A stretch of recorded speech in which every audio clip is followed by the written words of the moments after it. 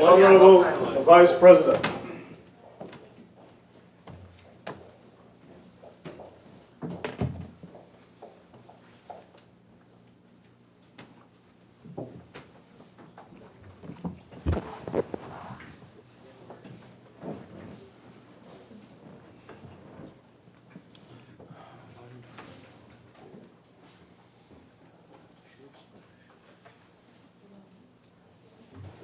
Senator Dylan Remy.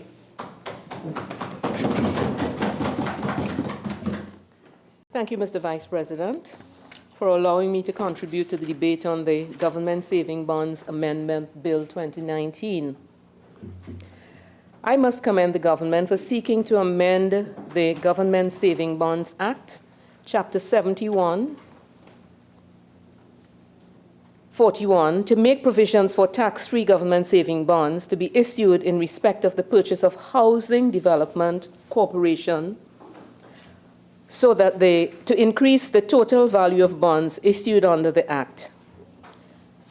A lot of persons went before, spoke about the importance of housing for the population, and I too I'm very pleased that an effort is being made to ensure that the population in need gets affordable housing.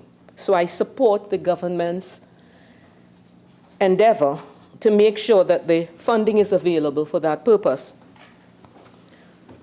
My contribution, however, Mr. Vice President, must point out the gross discrepancy that exists between what we are asked to provide here today.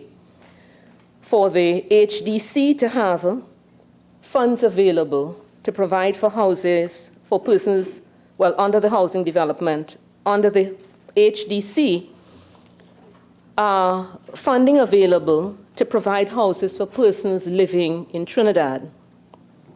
Clause 4 of the bill states that the bill would amend Section 3 of the Act to increase the total value of bonds that can be issued under the Act from $2 billion to $3 billion. Mr. Vice President, the situation in Tobago is this.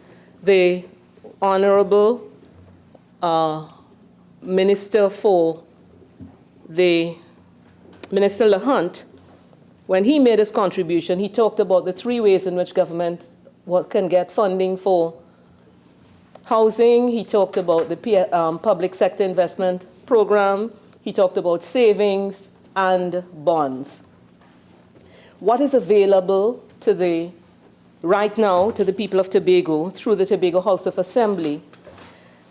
The PSIP, what is given to the government, what is given via the government public sector investment program. And I would just like to point out that in fiscal year 2018, the government provided to the Tobago House of Assembly for housing $36.7 million. And that was to develop new housing settlements and for the refurbishment of existing housing units. It said that the Division of Settlements will continue to provide improvement grants and subsidies and will undertake works pertaining to the following projects, and they mentioned the projects: Signal Hill Housing Estate, Corland Estate Land Development for Adelphi Estate, Shervan Land Development, and Friendship Land Development.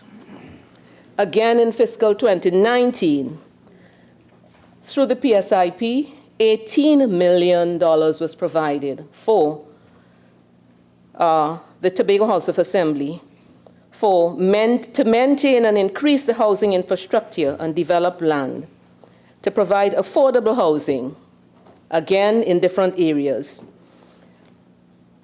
Mr. Vice President, we are talking about $51 million being provided to the people of Tobago over the last 2 fiscal years for housing development.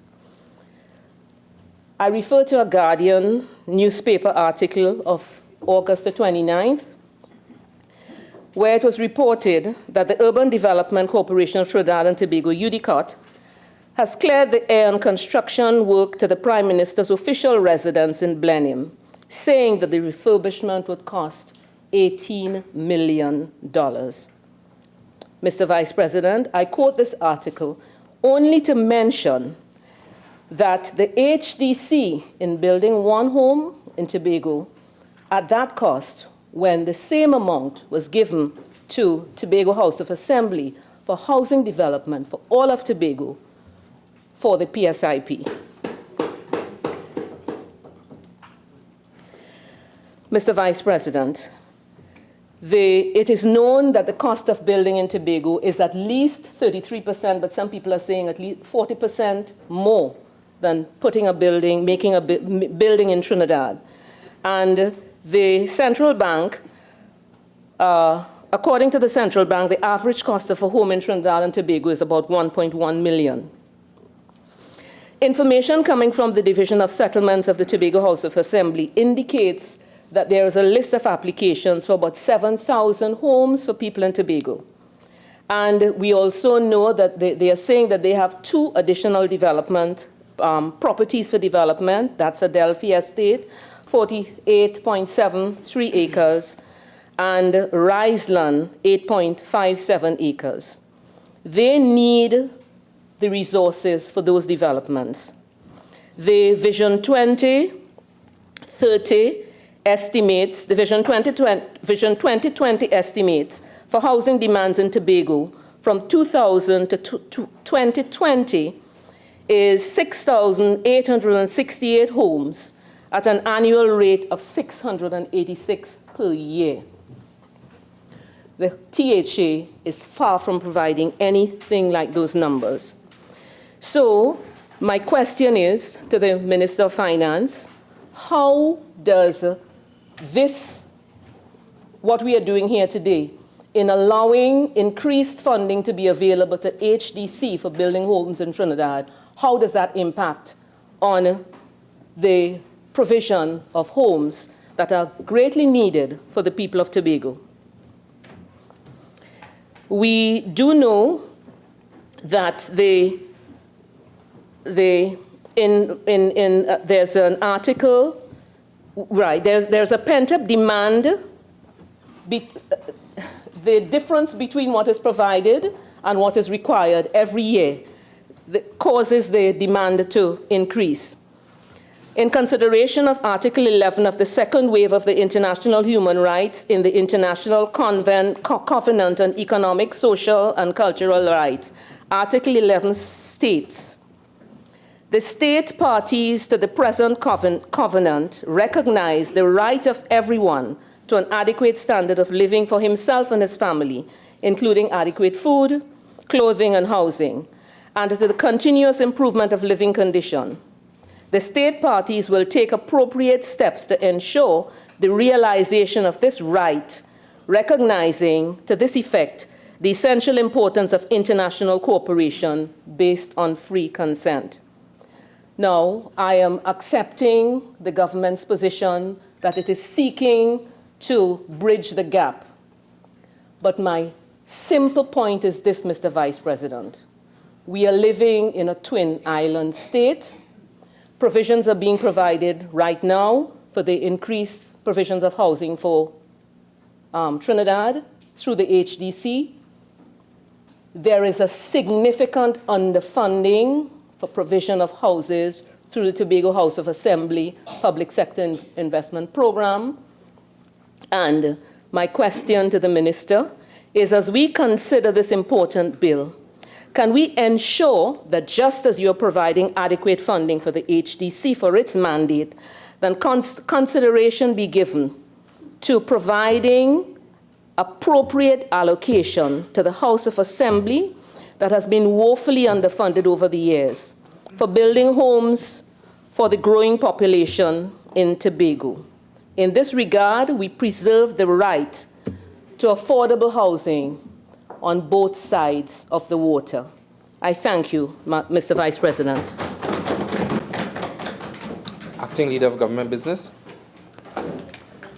Mr. Vice President, thank you for the opportunity to speak very briefly on this bill. And hopefully, for my friends on the other side in front of me who are coming, they would be able to spend even less time than I would. Mr. Vice President, I followed the debate, and I intended by opening with an apology on behalf of the opposition for keeping us here for so long. I know they have their job to do, talking about things yet again that are not in the bill. You're not asking questions, you're wasting time. This is a very simple, this is not house distribution. This is not selection of sites for construction. This is a simple amendment to a 1962 piece of legislation. What I would like to know, and I'm sure the country would like to know, let's look at Clause 2 of the bill, because none of you have referred to Clause 2. Clause 2 of the bill seeks to define the word act. Because in the 1962 legislation and the amendments which followed thereafter, the word act was not defined. So where it is the word act is used throughout the 1962 legislation, some people, maybe the members of the opposition, may be confused. And they want to know, what act is this act referring to? So Clause 2 seeks to include a definition which says, in this act, the act means the Government Savings Bonds Act. And that will help my friends navigate. Because this bill seeks to amend the Government Savings Bonds Act. As simple as that. Clause 3. I can't remember any of you speaking about Clause 3.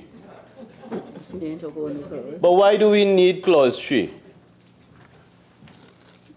Clause 3 of the bill seeks to insert a new Clause 2B. So if you read that Clause 2B is being inserted, you know there's a 2A. But none of you have addressed your mind to 2A. Clause 2A of the Act, which is the Government Savings Bond Act, says, when you look...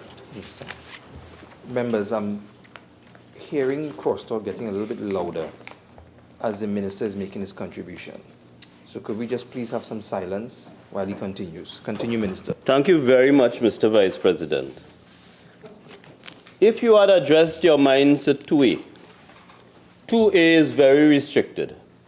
It says the proceeds of sale of tax-free housing bonds issued under this Act shall be applied solely for the provision of mortgages to individuals for the purchase of houses where the cost of construction together with the cost of land does not exceed $250,000. That is 2A. And 2A is restrictive. You understand that now? Because the proceeds of the tax-free housing bonds under 2A would be applied solely for the provision of mortgages. And I'll come to Senator Obika and his confusion with mortgages and mortgage-backed securities and all of that. So 2B, what does 2B do? You keep saying, Senator Obika talked about this is not going to HDC, this is not going to housing.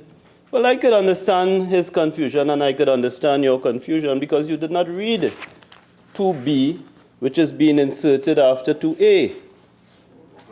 But if you address your mind to the bill and 2B, all the mysteries are revealed right there. 2B reads, notwithstanding 2A, in other words, notwithstanding that restrictive provision in 2A, the proceeds of the sale of tax-free housing development corporation housing bonds under this Act shall be applied solely for the purchase of houses from the HDC by individuals. Now, having read that, why does that leave you in doubt that the proceeds are meant to fund the purchase of HDC? What public policy, what policy document will help you to understand that? That the people who save, the people who use the bonds as a form of savings, can use that down the road solely, I don't think you have a problem understanding that English word, for the purpose of the purchase of houses from the HDC.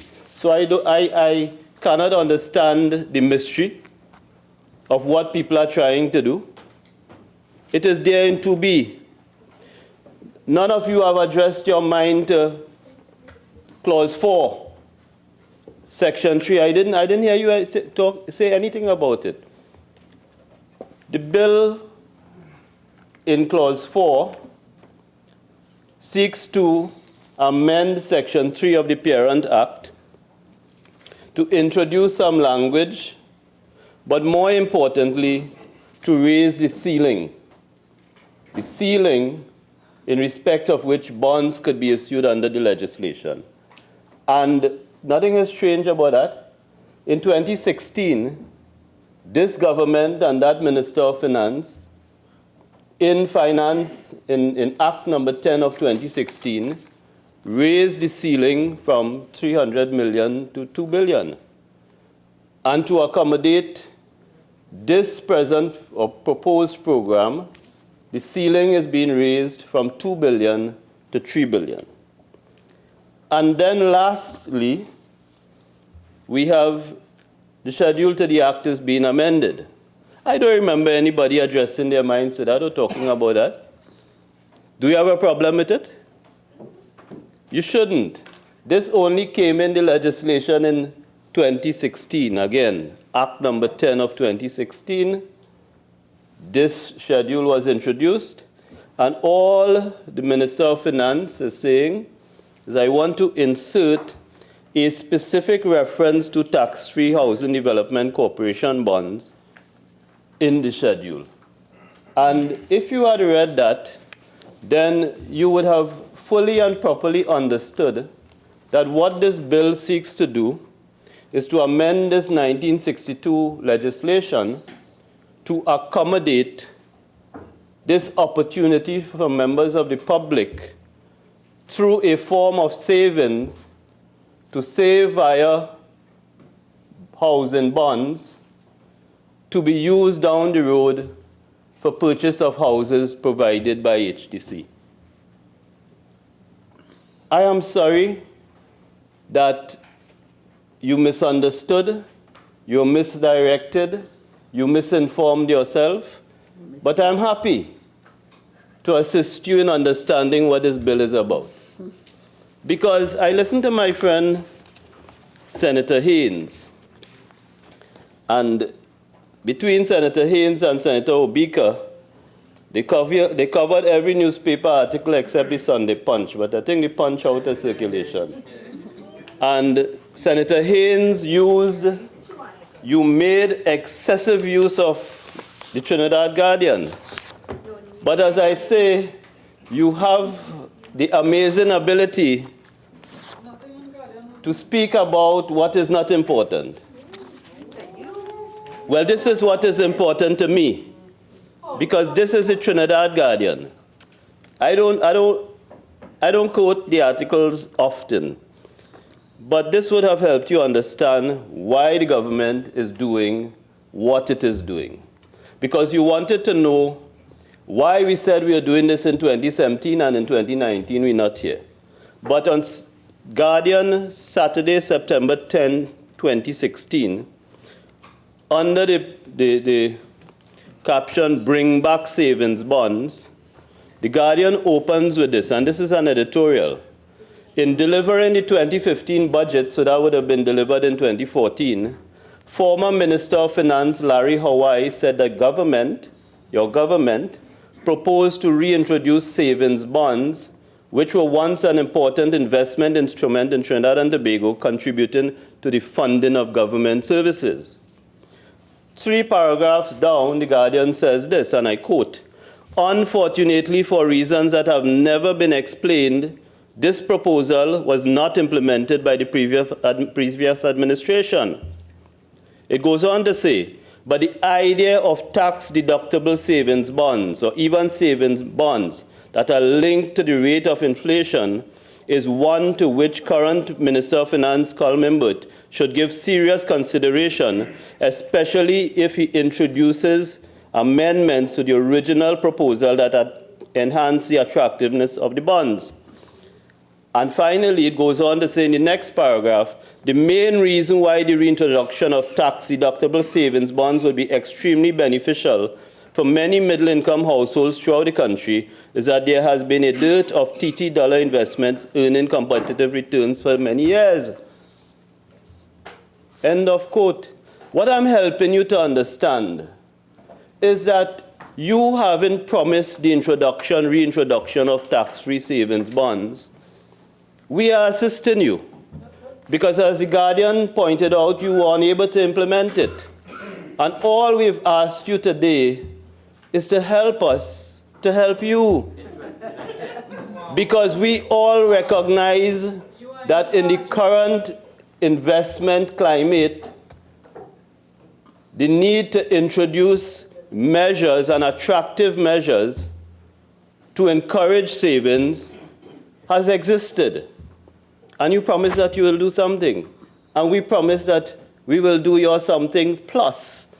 So what we have done is not only to propose the reintroduction of saving bonds, but to create a saving bond that is linked to savings for housing provided by the HDC.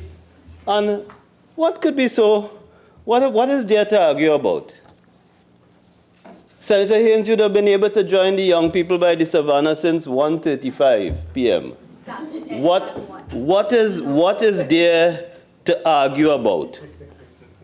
What is there to argue about? This is not about building homes. This is not about building homes. And then I come to Senator Obika. Senator Obika, who, yes, the bill is 4 clauses. I come to Senator Obika. And Senator Obika asked the question about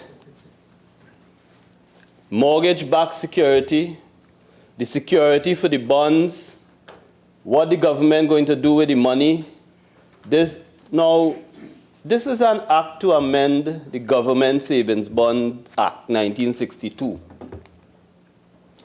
If you had read the 1962 Act, you would have understood that this is not a bond that is backed by an asset. This is not a bond in that form. This is not a bond that is meant to fund mortgages. And that is why we had to introduce 2B, following 2A. This is a bond that is, on the one hand, meant to encourage savings, but on the other hand, meant to fund the same houses that you say you want us to build. And if you had looked at the legislation, the parent legislation, you would have learned that bonds issued under this legislation, and I will point you to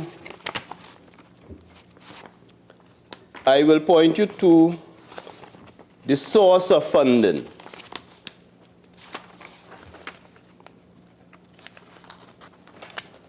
Which is the consolidated fund. So the payment of the principal by law, the payment of the principal and the interest on these bonds is the consolidated fund.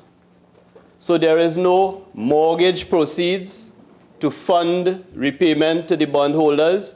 There is no mortgage proceeds to fund interest payments. There is no physical asset to which these bonds are linked. There's nothing like that. There's no cash flow. You're not looking for cash flow to fund your bond payment and your interest payment. By law, bonds of this nature issued under this legislation are backed by the consolidated, it's a charge on the consolidated fund. And we know charges on the consolidated fund by law are taken off the top. And that protects the persons who are holders of bonds, and it also protects those who have interest payments to receive from bonds. So, Mr. Vice President, these are 4 or 5 simple amendments. It's meant to allow something like this specific purpose housing bond to be issued primarily through the amendment to include 2B, so that we are not restricted by 2A, and the bonds can be issued, and the bondholders can use it as a form of savings towards a purchase of a HDC house, and the HDC can use the proceeds to be able to construct more houses. And the repayment of the bonds come from the consolidated fund under the Act. I thank you very much, Mr. Vice President. Senator, and I just want to get that pronunciation right. You mind? Tripathi. Senator Tripathi.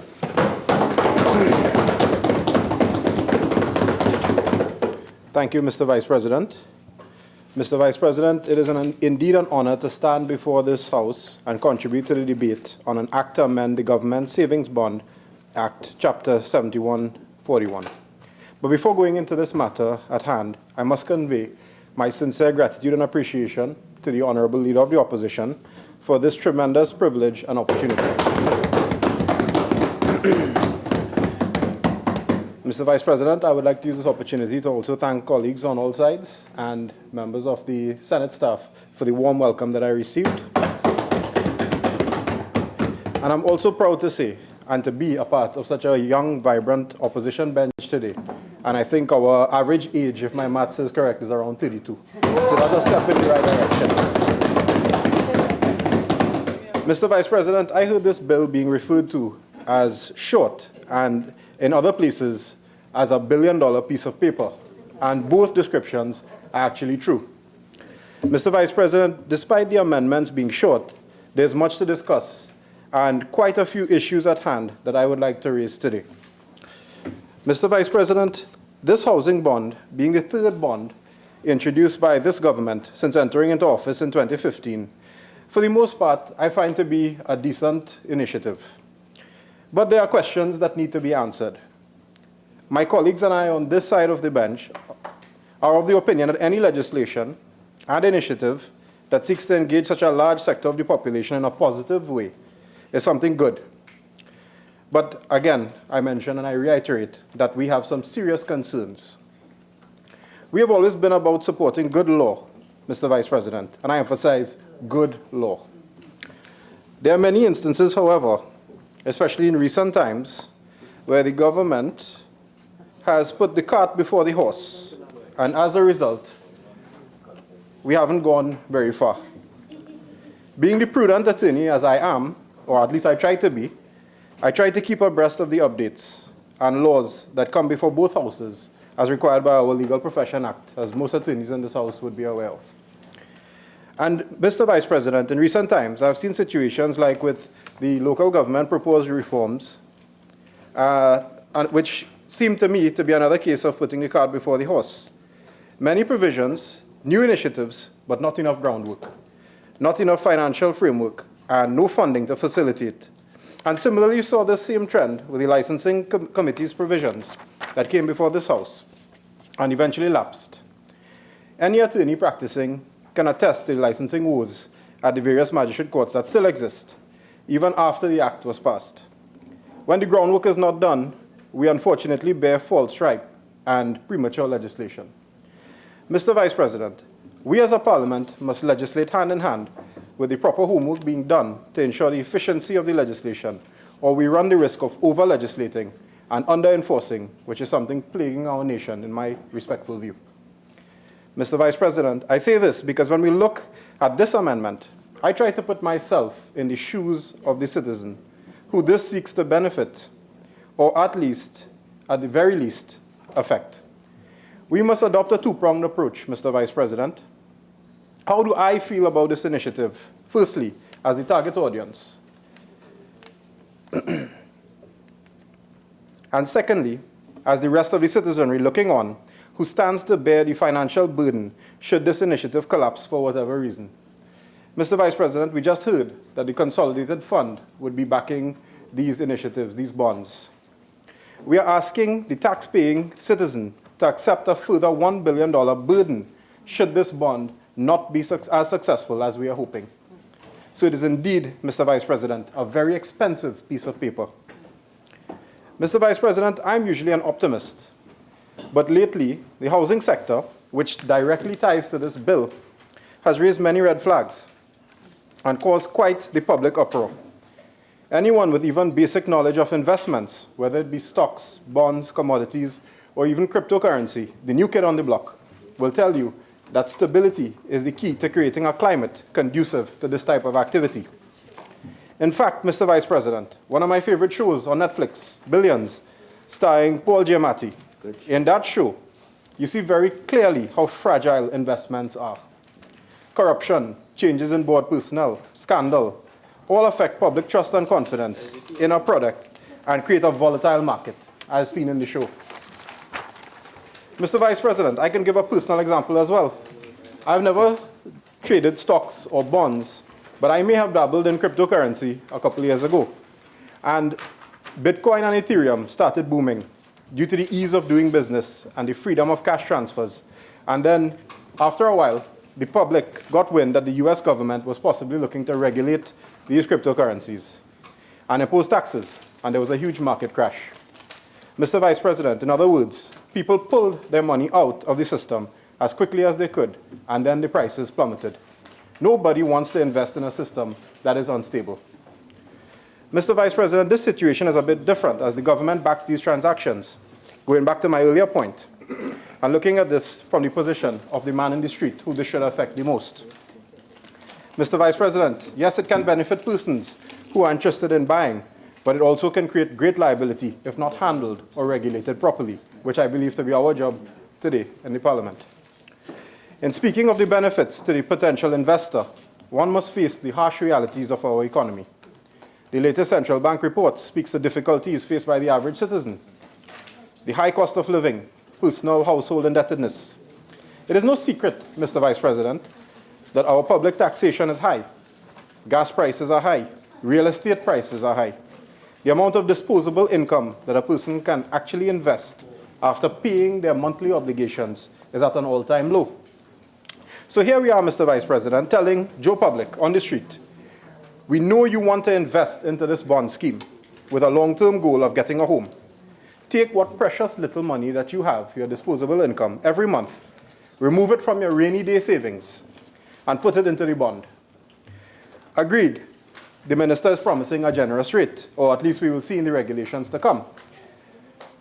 But what does this mean for you with your small buy-in, considering that it is in furtherance of a HDC down payment in most cases?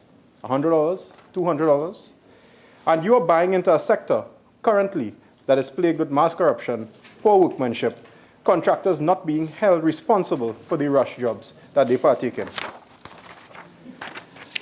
In recent times, Mr. Vice President, we can remember Las Alturas, the Edinburgh 500 Towers, which I pass every day in Chaguanas, and recently the CGGC failed contract, and most recently the Gomez Trace Moruga HDC development that has been highlighted in the local media. Mr. Vice President, the leader of the opposition spoke about this publicly, the situation at Moruga. When my colleagues and I visited this development, we were in shock. The poorest construction that I personally have seen in a long time. Basic amenities missing, no drainage, wiring issues, compromised emergency exits, leaking sewer, and the complaints go on and on. Let us not talk about the change in purchase price, which is another issue that I will come back to. Mr. Vice President, the relevance to all this is that these are the problems facing the housing sector right now, and we are asking the public to invest into this. Mr. Vice President, another issue in Trinidad I've realized is that people look at these houses, these HDC homes, as giveaways. And people are paying their hard-earned dollars to buy these homes. And in what condition? How does this influence persons to invest and buy housing bonds, knowing that this is the quality that they will get? What about our housing policy, Mr. Vice President? I can say with certainty that the public trust and confidence in the housing sector is at an all-time low. To make matters worse, no one can give a straight answer to this day or take responsibility for the downfall of the housing sector. Mr. Vice President, we still cannot get a straight answer on the Chinese Gazuba contract. The penalty, I believe, for that breach and termination, as publicized in the media, is roughly $290 million TT. And if I stand to be corrected, that is over a quarter of the funding that we are seeking to finance at the moment with these public offerings by way of bonds. Mr. Vice President, this point ties back in because this project was carded to provide, I believe, as my colleague said, 5,000 houses. How does this tie into the HDC satisfying its mandate with persons who will buy bonds? What houses will be available? When and where will they be constructed? So many questions left unanswered. Mr. Vice President, so between the poor quality of construction over the years, houses built without statutory approvals, the housing sector being used at times as a political football rather than a social comfort, scandals, and no accountability, would you, or rather should you, feel comfortable putting your last $1,000 every month into a bond tied directly to public housing? Mr. Vice President, the success of this amendment and the inclusion of housing bonds into the Government Savings Bond Act relies heavily on a stable housing sector. Mr. Vice President, as I move along, I heard that the government seeks to introduce widespread marketing and education to inform the citizenry of these bonds and the process involved. I quote the Honorable Minister of Finance from Friday, 20th September 2019, in the House of Representatives saying, "We are helping the little person. This measure is designed to encourage the people to save. There is no culture of savings in this country." I believe this help is long overdue. Mr. Vice President, I must say that personally I am happy to hear this. I wish it was done a long time ago, before this was brought to Parliament, so that we could have had more public engagement and public opinion into this process. After all, this is a measure proposed for the benefit of the citizens of Trinidad and Tobago. Mr. Vice President, I reinforce this call. Our financial literacy and knowledge of the securities industry is severely lacking throughout Trinidad and Tobago. From time to time, we would hear in budget speeches, if you listen carefully, you would hear these initiatives like public offerings and bonds similar to these, and most of the people in our country, sadly, have no clue as to what it means. For a lot of the older folks, there's also a stigma attached to government bonds, likely due to the eroded trust and confidence in the system. This educational initiative, in my humble view, will help deal with those fears. Mr. Vice President, this ought to be done sooner rather than later. Let all be involved in the process. We, as a country, have wide access to social media, and the government spends millions every year on advertising. Perhaps a social media campaign, Facebook or YouTube videos can provide user-friendly information to help with the education process. The younger generation are becoming more involved in stocks, securities, commodity trading, and you might be surprised how much of an impact this makes. Mr. Vice President, another issue that jumps out in my respectful view is the equity of the housing allocation. I am concerned that persons who pay into this bond scheme may be given preferential treatment over others. We have all interacted with persons who are on the waiting list for 10, 15, even 20 years with the hope of owning something to pass on to their future generations. There's a bit of ambiguity with the connection of the HDC allocation system and this bond purchasing. How do these bond purchasers factor into that system? With roughly 175 or 176,000, as the minister said, persons are awaiting allocation, who gets to the front of the line and faster? Mr. Vice President, perhaps these bonds ought to have been categorized into several markets. Some available for persons under the age of 35 years, perhaps, first-time homeowners, maybe those for the protective services, the pensioners. I believe Honorable Senator Timal and Senator Haynes mentioned this point as well.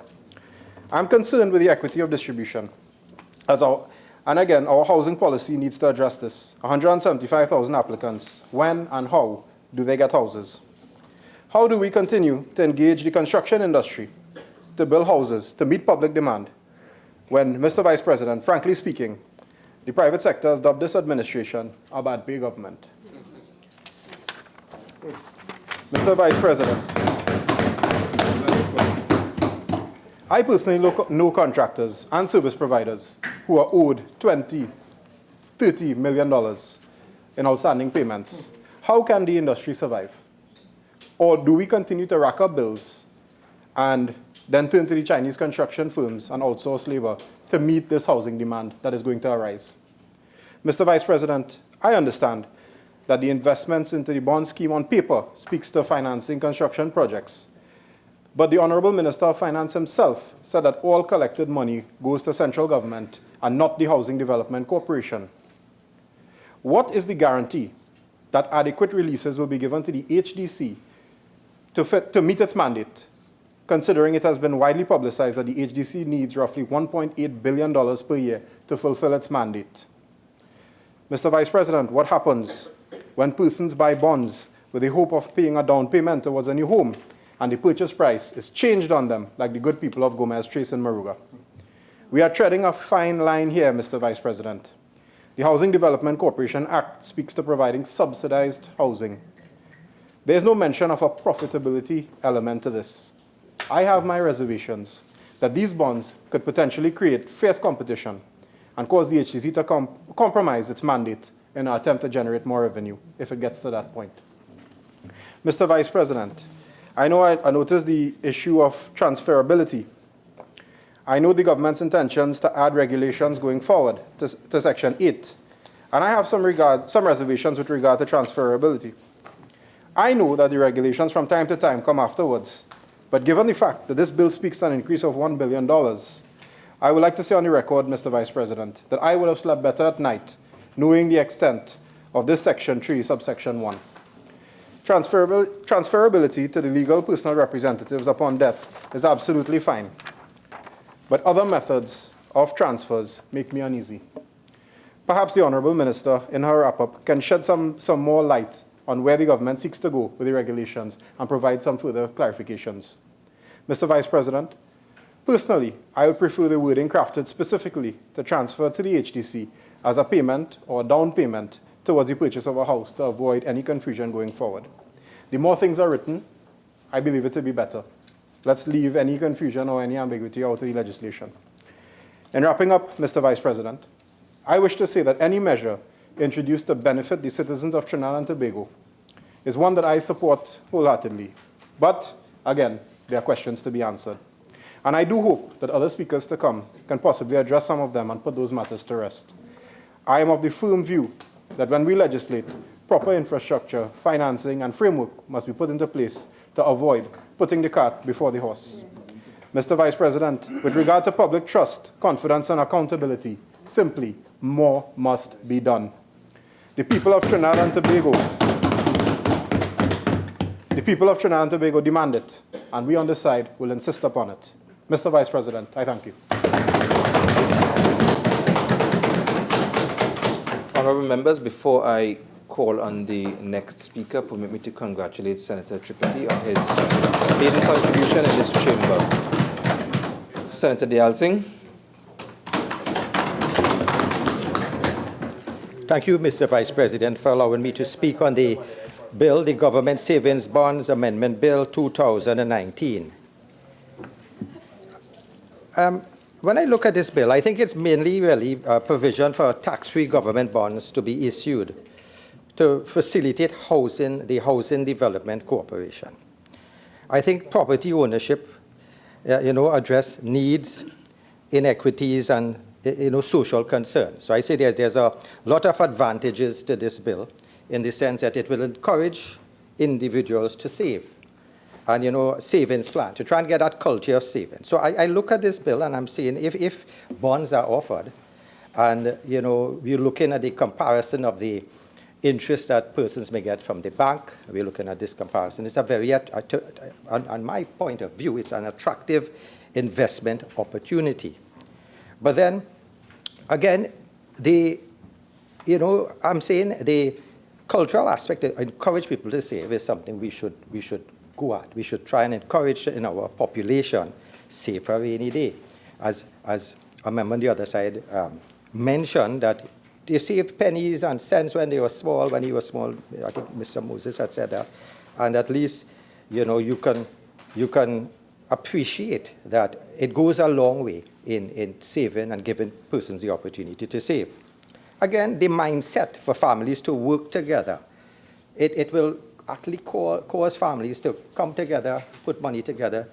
It will actually help those families to common goals, and in a sense that will help society. So persons can now say, listen, let's put our money there, it goes towards our home.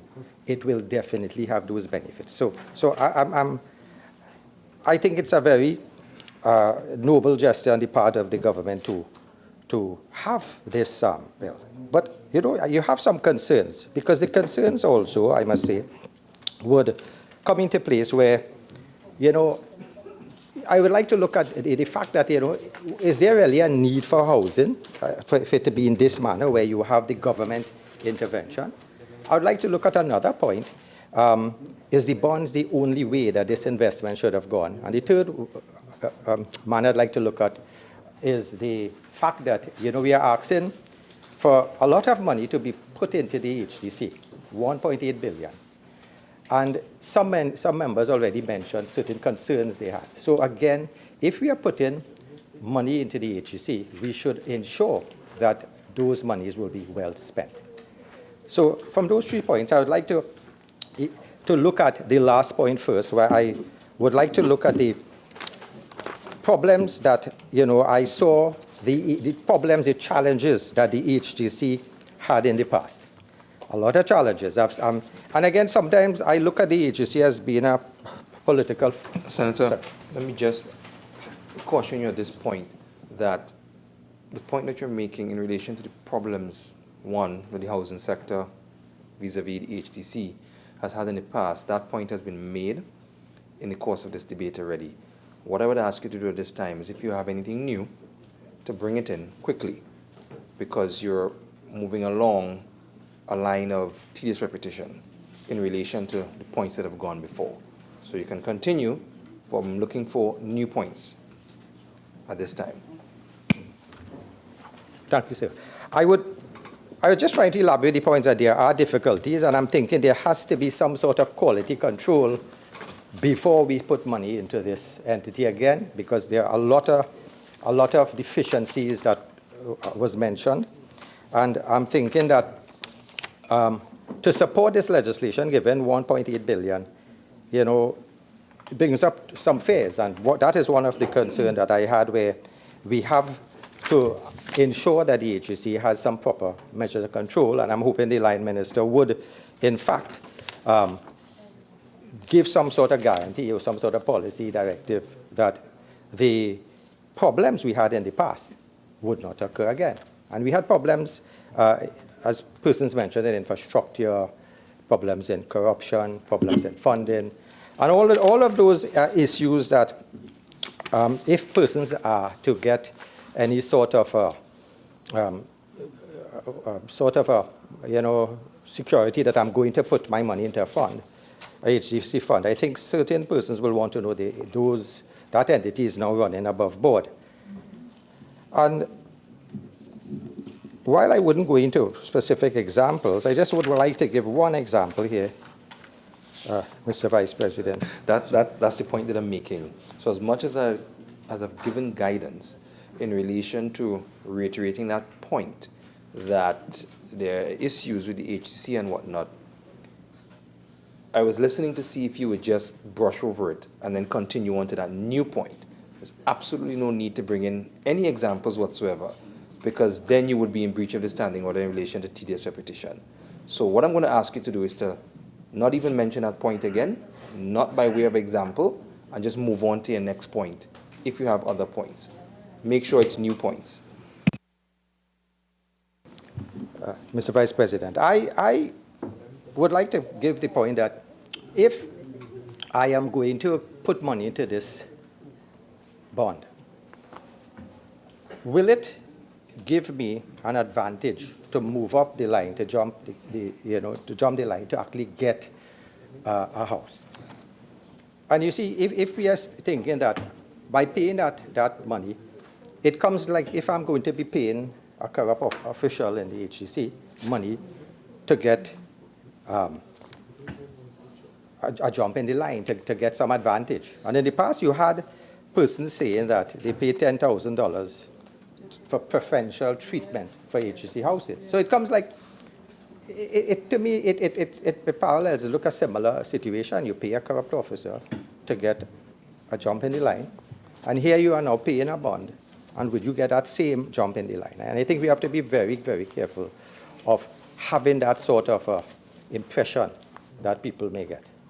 Because you see, there are clear guidelines how you can get a house, and I think those guidelines has to be, kept there, looked at, because it doesn't augur well for society to say that I'm in a line, I'm in a list, and because somebody has the money and joins and pays a bond, that they can now jump that line. So I'm thinking we need some clarification on the process involved of the persons who actually owns those bonds. I would like to also mention the fact that when I'm looking at the fact that government needs to get this money, it's really revenue earnings. It's a way for government to get that money. And I'm saying we had other bonds before. It's not to say we didn't have bonds. There were bonds existing. We had the National Saving Bonds, the National Investment Fund, the NIF, which I think when that came on board, it was oversubscribed. We had government savings bond, national tax-free saving bonds, tax-free housing bonds. So those bonds existed. So I'm wondering, is there, you have other bonds there, and could we not have created, other avenues for that bond, or do we really need to create this new bond that we are now debating today? And I'm thinking, okay, the government needs your revenue. They may get that money, but that goes into the consolidated fund. And there will be no guarantee that the money that goes into the consolidated fund will now go to the housing sector. And this is something we have to know. How are we going to ensure that it goes into the housing sector? So while I look at what the government is attempting to do, and I'm thinking it's really not a novel idea in the sense that other areas, the UK, United States, Australia, they all had this idea of, having problems in raising revenue for their housing developments. And I would like to quote Butterworth's Journal of International Banking and Finance Law, January 2019, where an article is Socially Useful Finance, an overview of the social housing bond issues.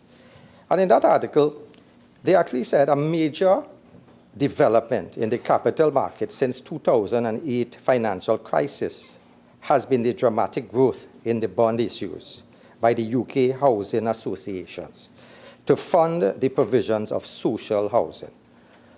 More than £7.3 billion, for example, was raised via the debt capital markets between 2017, July 2017, and July 2018, of which approximately 3/4 took the form of public bond issues. And in this article, they actually mentioned the government was getting some difficulty in raising that money in the private sector. So they were getting some problems. The banks were, not willing to lend that money again. And it's against the political backdrop of acute UK housing shortage. And the government aimed to build 300,000 new homes to be built each year. They had pressures on the housing authorities there to, get that money to fund these houses. So it's similar. So it's a similar situation we see in the UK. We see a similar situation here. We see a similar situation where there's a need for houses, and again, need here. So what I'm looking at, we are now mirroring what the UK has done. But we took it a step further where we are now tying it into the national housing, scheme there. So they didn't tie it. They just got the fund and they put it into the development. We are actually having that bond issue and giving people a sort of a guarantee that they may be in line for getting a house if they qualify. And this is I need to know how they are going to qualify if they are going to join the line. And again, in the article, they define social housing refers to the provisions of low-cost housing for people with low incomes, disabilities, or social problems. And there is a need in Trinidad for that. We know there's a need. There's 176,000 persons, I think, waiting for homes. And that number is growing because you have more persons that are unemployed. We have young doctors waiting for jobs. They have to join the list with that because I'm thinking, it's difficult for them to get jobs. And I'm thinking that need for homes will increase. We will always have to pay catch-up. We'll always have to do catch-up. You're providing homes, you will always have to say, well, you need to give homes, but you'll always have that level. And governments worldwide, US, Australia, all those places looked at that bond issue. So the level of money that has to be raised, I have some concern in the sense that would we not be, raising our debt? Yeah, and this is what I'm concerned of, and I think certain members did bring it up already. And this is something, how are we going to pay back that money? Because our future generations, my children, may have that problem where we will have that, payment to be due when it is due. So we are looking at a situation where, yes, government is borrowing money, is getting the bonds, but when it's time for payout, we may have that issue of where are they going to get the money. But again, being optimistic, I'm thinking, well, let's hope something works out. We don't have the oil, the gas that we had before. So my fear really, because the debt accumulation, I think it's now, I think, the highest level of, I think it's 100 billion now. And I think we have a central bank overdraft of 12 billion. So that is a level of concern I have. And I must, express that fear that I have. Is there really a need for housing? And there is definitely a need for housing. Because you see, the pride of home ownership. Let us say, Mr. Vice President, I have, yes, sir. Go ahead. Thank you. So I'm giving you as much leeway as I possibly can. Several senators have spoken before, and two things have started to come up. One, repetition of the same arguments, and relevance. We have a bill with 5 clauses before us that states and sets out specific things. What you're doing now is veering off into a more general argument in relation to housing. What I'm going to ask you to do is to get back to the bill that's before us and not repeat any of the arguments that have gone before. If you have anything new, and I stress new, as in we haven't heard it before, then I will invite you to bring it forward now. Thank you, Mr. Vice President.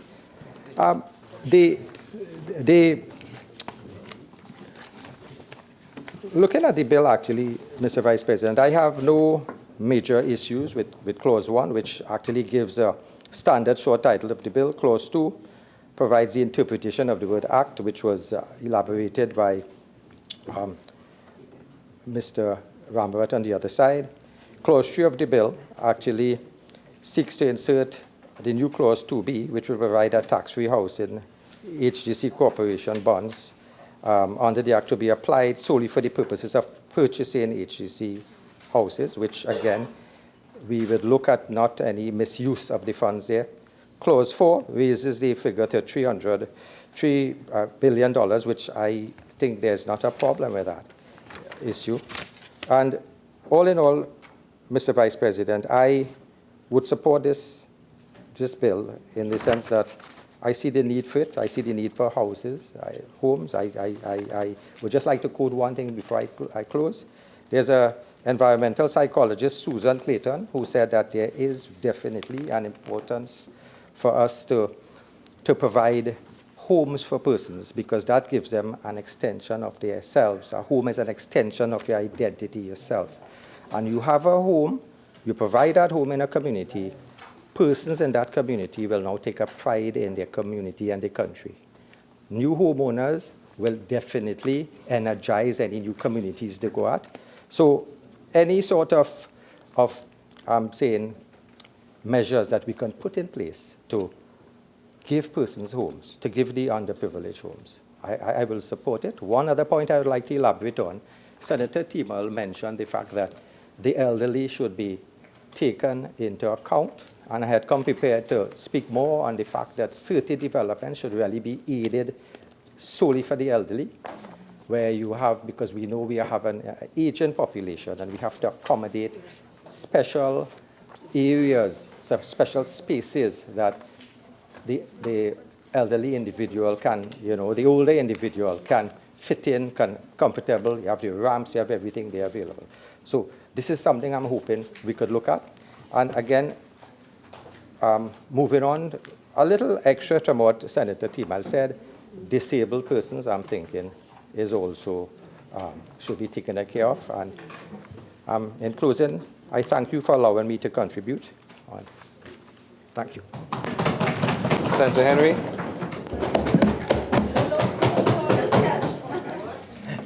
Thank you, Mr. Vice President. I'll join in this debate briefly. As Senator Baker graciously pronounced, I'm a macroeconomist, and he said it with great admiration and a big smile. So I would just like to add a little context to the importance of this bill and what it is the government is trying to do. A couple of my colleagues already touched on the key issues, but I'd like to add a little bit that might be useful in understanding what we are dealing with. First to begin, Mr. Vice President, many of my colleagues are in the newspapers fairly frequently and on TV programs and so on, telling the government not to borrow for unproductive investment, that you shouldn't borrow any money unless it is going towards productive investment. I'm sure many of my colleagues on the other side are quite familiar with this statement. Now, this is a prime example of borrowing for productive investment, and many still have a problem with it. I mean, you can't get anything more productive than borrowing money to increase your housing stock, because as we economists consider the housing stock a critical part of national investment, right? You have business investment and you have residential housing development. So this is in the context of government borrowing, this is almost as good as it can get, right? So there shouldn't be any real issue about the purpose of this bill and the usefulness and the appropriateness of what the government is doing with this bill. Okay. Second, I also want to just touch on the fact that many people have spoken about the problems of the AGC and the housing situation, and I'm just going by what other speakers said, right? And without really mentioning the fact that Trinidad and Tobago, as far as housing stock is concerned, is one of the success stories of the world. We have one of the highest rates of home ownership in anywhere in the world. In fact, if you go to the statistics, we are ranked somewhere at number 25 in the world at about 76% home ownership rate, right? The number one country in the world across several surveys is Romania, where there's a 96% ownership, right? Home ownership rate. We come in on the same survey at number 25 at 76%. Just interestingly, just by comparison, the United States comes in at 64% and is number 42.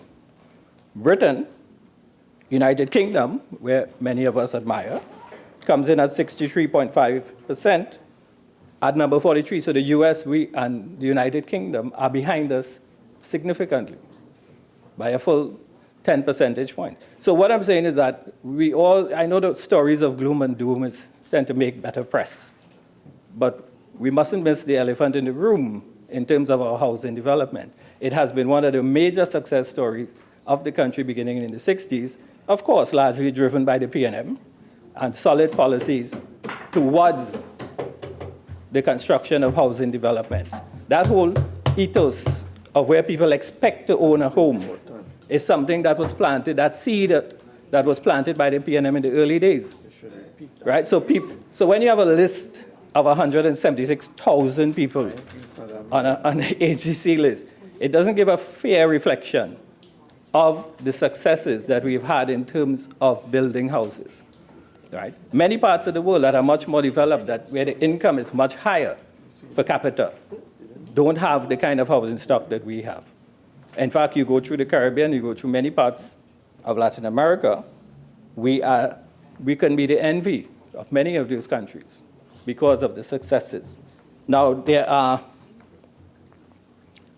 I just want to stick a pin for the former colleague who used to sit right opposite there on the independent bench, Dr. Danisha Mahavir, because he was one who was pushing for this kind of thing. Every time he spoke on budget debates and finance bills, he would always insist that the government should bring back saving bonds and housing bonds and such. So I'm sure if he was here today, he would be quite pleased with what the government is offering up, right? And Dr. Barbie, I don't know where he is now, but he was my friend and colleague for many years in the Department of Economics, right?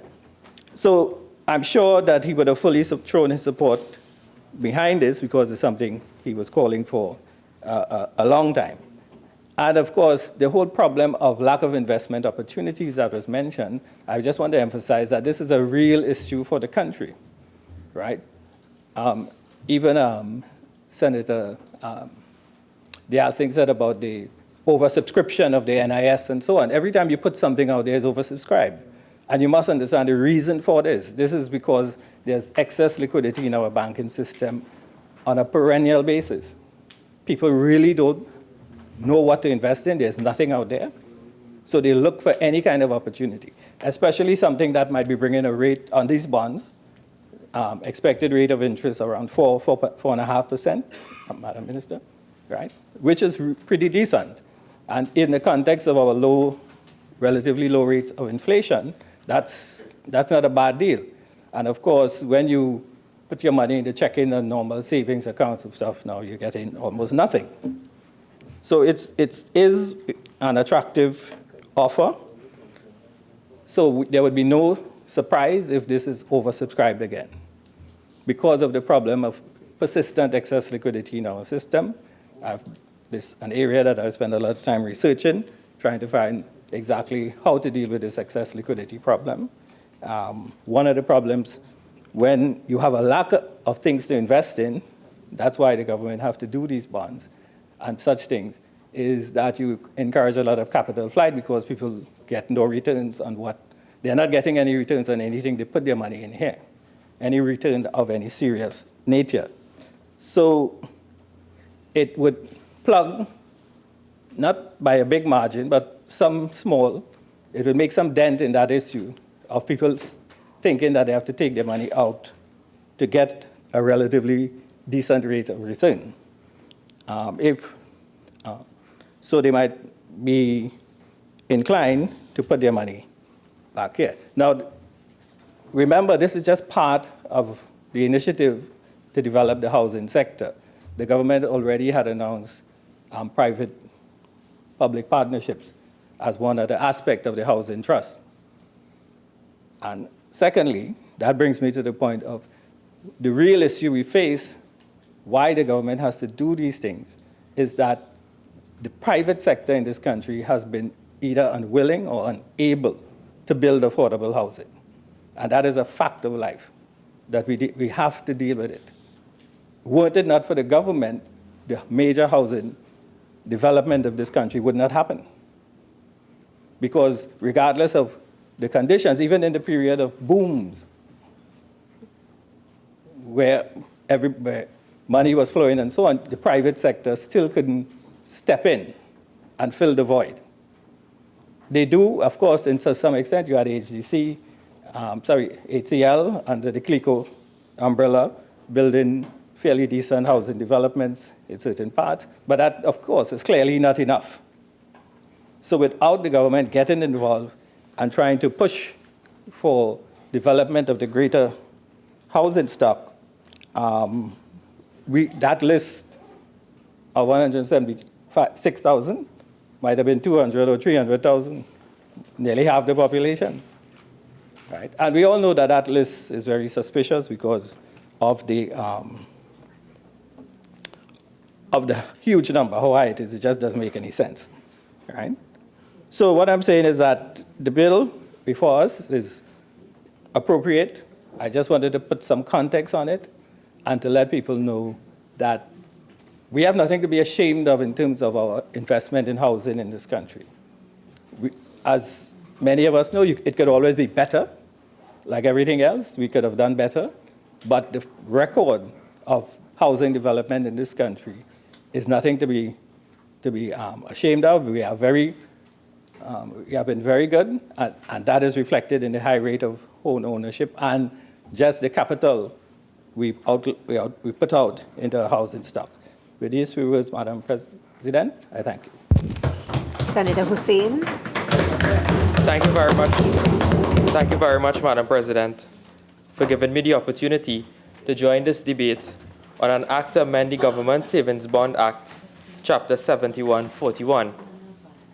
And Madam President, I am pleased to join this debate because this debate offers all of us in this honorable chamber an opportunity to give those in society who require homes and a shelter the opportunity to do so. And Madam President, we will support any measure of the government with respect to taking care of the poor and vulnerable in society. Under the Housing Development Corporation Act, the HDC has a statutory mandate to provide subsidized housing for those persons who are of low and middle income. But Madam President, we must marry and we must measure the policy of the government with respect to what the reality is on the ground. And I will go deeper into my debate by making a complete analysis of whether or not the legislative aims and objectives of this particular piece of legislation can in fact reach realistically and feasibly its stated goals, having regard to our prevailing circumstances. And Madam President, what is being offered to the country is a government tax-free savings bond. It's very attractive to those who can afford it. This is nothing new, Madam President, as several countries have issued housing bonds. There are some countries, especially those in the Asian continent, that would have used the housing bonds and back it by the municipal corporation taxes in which they collect. This government has taken the decision that this would be a government guarantee bonds. And several speakers would have indicated from the government side that this bond was in fact government guaranteed, which means that we would be lifting the debt ceiling of Trinidad and Tobago. Recently, it was raised from $300 million to $2 billion in a Finance Act in this Parliament. And then now we are asked to raise the debt ceiling even higher to $3 billion, increasing by $1 billion, injecting it into the housing sector of Trinidad and Tobago. But Madam President, it leaves the country in an unknown state as to what interest a person will be entitled to under these bonds. Because when Senator Henry spoke, he had to ask the minister in the Ministry of Finance whether or not it's 4.5%. We don't know the duration of these bonds, whether it's going to be 5, 10, 15, or 20 years. This is distinct from what we had recently in the NIF. And the government comes with this false narrative that these bonds will be oversubscribed. But we must remember, Madam President, because we have to use comparators when we pass legislation in this Parliament. Because they said that the NIF was in fact oversubscribed. But when you ask the minister, well, who subscribed for these bonds? Do you know that the National Insurance Board took $1 billion in bond? It is the government borrowing from the government and then saying, you know what, we oversubscribed. So I lend myself $1 and we oversubscribed. They're selling the false narrative to themselves. And Madam President, one has to ask whether or not when these bonds are issued, whether or not this will be a real oversubscription or whether or not it would be a narrative for the PNM to go into an election with. Because you cannot be using the Parliament and state resources for political mileage, because this is a very important and significant issue where home ownership is concerned with respect to vulnerable persons in society, Madam President. And Madam President, this government is in its last and final year. Last and final year. Yes. Last and final year. They had from 2015 to 2019 to build homes for the 75,000 people that they now complain about who apply for homes. Madam President, what they have built, I expected, Madam President, that the minister... I am so sorry to interrupt you, but I'm hearing, again I say different words, but the same thing. And I've heard it already. Senator Haynes is smiling at me because I think she knows where I'm coming from. So I'm going to ask you in your presentation, please, don't rehash what has been said, because we've been here for some time now. Thank you very much, Madam President, for your guidance. And Madam President, I was asking why it is that this is going to be such a significant... So you're rehashing? No, Madam President. Have a seat. Therefore, I just want you to take stock of what you intend to present, filter a little bit, and take off everything that has been said before and presented. President, the Minister of Housing should have been present today in this chamber in order to indicate to us whether or not what the real figures are. Because when you inject $1 billion into the housing sector, we as a parliament must know exactly how many houses are going to be built, the timeline in which these houses are going to be built. And Madam President, one of the most important issues, I think, facing this country is the location of these apartments. Because we see a culture by this government that they are focusing on housing in certain areas of Trinidad and Tobago. Because you're seeing houses being built and units. Senator Hussain, please. Please look at the bill that is before us. All right? What you are presenting now is for another debate. It is not for what is before us. Okay? Thank you very much. And Madam President, if I buy a bond from the government, I expect to know where I am going to be getting this house. Because I am not going to be purchasing a bond and making a lifetime investment. And I am unsure of this investment. Because I don't want to be placed in a housing unit where I end up like the residents of Greenvale. And the residents of Moruga, as my colleague, Senator Tripathi, would have raised. And Madam President, how would I know if my house is going to be in St. Joseph or in San Fernando West? Or in those marginal seats? Because it seems as though the culture of this government is to build houses in 6 specific constituencies of this country. And I think that is an important issue I need to raise here, because you are asking the general public in order to invest in these bonds. Senator Hussain, you can raise it here in the Parliament, but not in this bill. Okay? Please, I'm going to ask you one more time to focus on what is before us. Sure, Madam President. Well, I'll move on, because Senator Lester Henry raised a very important point. He raised a point that we haven't done enough with respect to private-public partnerships.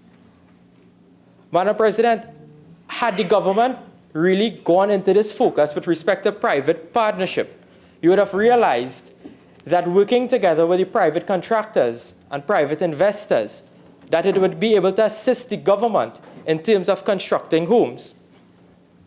Madam President, this was attempted. And the 17th of May 2019 was a very important day in this country, because we learned, Madam President, that on that day, a contract was signed with the Housing Development Company and one company called China Gezauba Group International Engineering Company Limited. I have the contract in my hand, Madam President.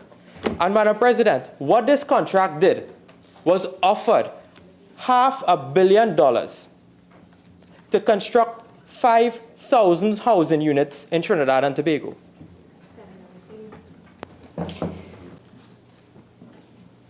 Senator Haynes, in her presentation, made reference to a question that she had posed and an answer received on this very issue. Okay? And I am trying to just point out to you that what you are now saying, you're repeating some of what Senator Haynes presented, but you're also veering very, very far away from the bill. Okay? I'm guided, Madam President. But Madam President, if you would allow me, I would like to raise a fresh point on this issue, because I read the contract. Madam President, and when I read this contract, Madam President, and I'm making the point with respect to public-private partnership, because no one in the chamber dealt with that point in this debate, Madam President. And the point is, Madam President, the concessions that was offered to this Chinese company, Madam President, no VAT, no duties, no custom import duties, Madam President. Madam President, they got a sweetheart deal. And in this case, why it is that we are not... Senator Hussain, please. Please. I really don't want to curtail your presentation, but this is about, I don't know how much time I have to stand up and tell you to come back to the matter at hand. And please, when you get up, do not let your first word be but. Please begin with a new point. Madam President, the thing is that I'm raising a point with respect to the public-private partnership. I'm raising a point with respect to how foreign contractors are being treated by this government. Madam President, why it is that the local contractors cannot be afforded the same opportunity? Why it is concessions cannot be given to these persons so that we can rejuvenate our economy, so that the money stays right here, Madam President, so that when persons invest in bonds, that they know that they're investing locally, Madam President. Madam President, we have contractors in this country who have to sell away their equipment because the government owes them money, but yet we are selling away our patrimony to these foreign companies. And that when the mark busts, they have to terminate the contract. Madam President, how persons can have confidence in the HDC if the HDC is being mismanaged in this manner? How can persons entrust their monies in this government and the HDC when you see things like this happening? Because you lose confidence in investment. Anyone will tell you that you will invest where there is confidence, Madam President. And where there is the absence of this, you would realize that we are in big trouble. Because when the government collects this $1 billion over the next 1-year period, remember 5 to 10 years down the road, that we have to find the money to pay back these bond owners together with interest and also provide a house to them. That is what you have to do.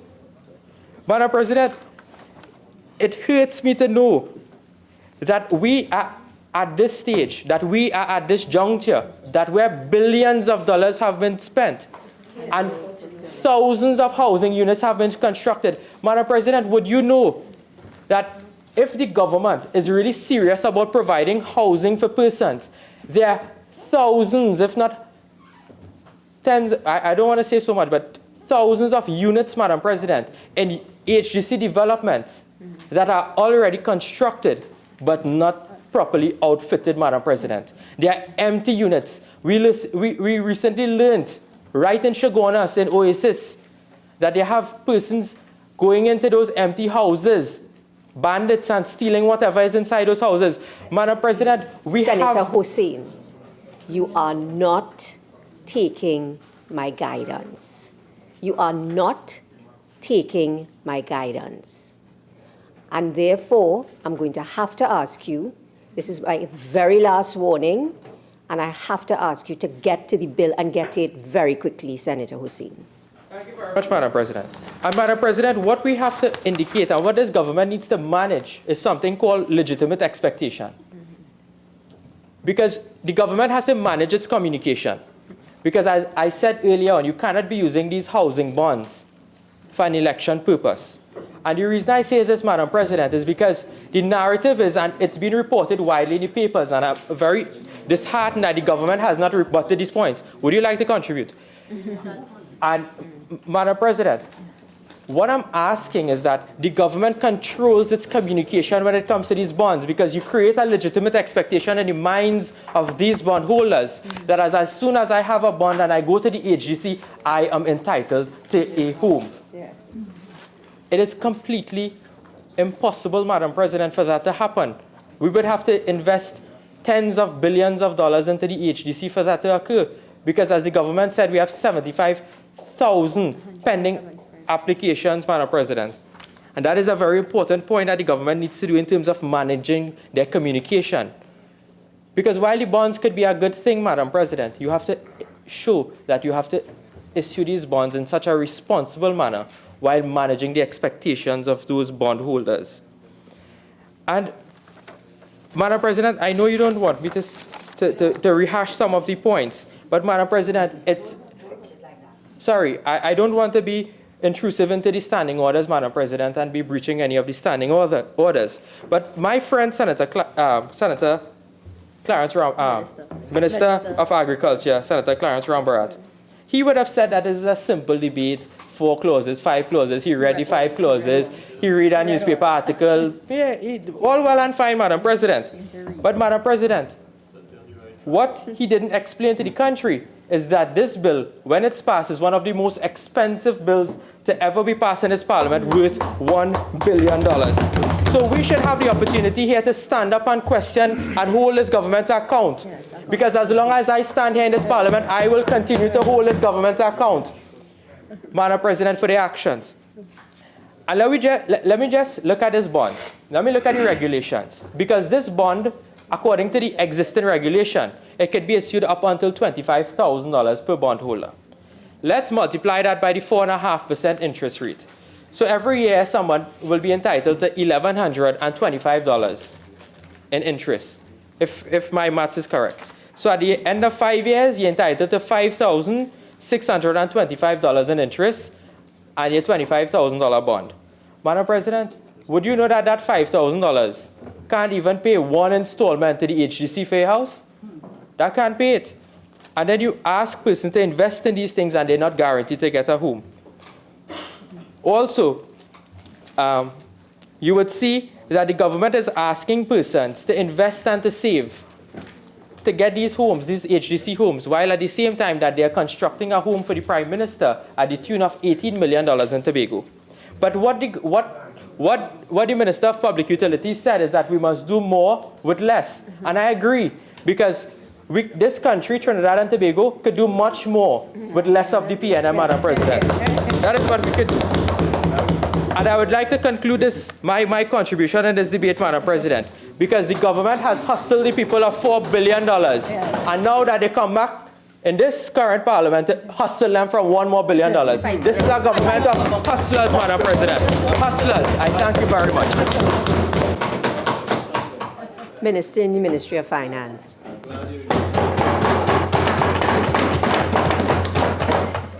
Thank you, Madam President.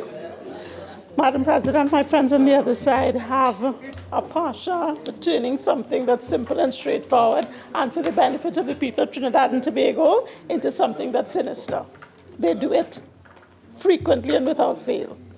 So while I thank my colleagues for taking us a long way in clearing up the issue, Senator Rambarat, Senator Henry, Senator Hunt, went a long way in simplifying and clarifying the bill. There are certain issues that were raised that I would like to address before I do a wind-up. I plan to be very short, Madam President.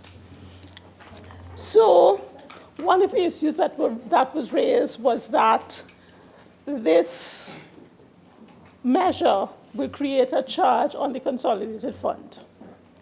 If we accept that the government needs to provide housing for the citizens of Trinidad and Tobago who cannot afford to go on the open market and buy their housing, there will be a charge to the consolidated fund. How else do we provide subsidized housing for members of the public who cannot afford housing on their own at market prices unless we put a charge to the consolidated fund?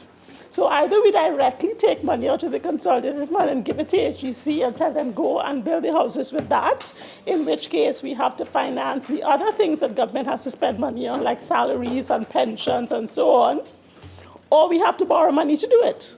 But it will always be a charge in consolidated fund. So saying that this measure puts any more onerous burden on the consolidated fund is misguided. There is a need for questions to be answered as opposed to what is the limit and those things. But what we have said to you is that these are the basic provisions to allow us to introduce the HEC Housing Fund. And we will come later with regulations that will spell out who can buy, how you can encash, whether you can encash, how you can transfer, if you can transfer. Those things will come in the regulations. So using regulations in respect of other bonds to superimpose them on what we're doing here today is incorrect. When the regulations are drafted and brought before the House, you will see and have an opportunity to debate the proposal as to how we propose to flesh out this thing. The issue of public-private partnerships, you will remember that the government came to the House and said, we are going public-private partnerships. We don't have the kind of financing that we had prior to 2015, and therefore we are trying to find innovative ways to finance the construction of houses so we can continue with the program of housing people who cannot afford to house themselves. We went out to the market to get public-private partnerships. And as Senator Henry would have indicated, the appetite is not there for the public-private partnerships. Senator Timo suggested that we try more innovative ways to get them interested. We have tried all sorts of ways. We have said we will give you land so that you can build. Get your financing, we will give you the land. We have said if you successfully complete any unit within the cost frame and the design structure promoted by the HGC, we will give you $100,000 per unit. So we have tried lots of ways, but there is not the appetite to do it. So either we wait until the private sector develops the appetite, and you don't know when that will happen, or the government has to continue to foot the bill. And this is one of the ways we are footing the bill, is to finance the HDC so that they can continue to construct. So let me give you the figures. At the moment, under construction, we have 3,666 units. Of that, under the public-private partnership arrangement, you have 277. And of that, under the housing incentive program, which is where we say you build a house and we'll give you cash, over and above the cost of the house, we only have 72 units. So if we wait on those two arrangements to give us our housing stock, we will make absolutely no progress. The only way we can try to make a dent is directly through the HEC, unless and until the private sector changes their approach to public-private partnership. I don't know if it's a global phenomenon or if it's just a Trinidad and Tobago phenomenon, but the private sector in Trinidad and Tobago prefers to provide services to the government rather than invest their capital and provide a finished product.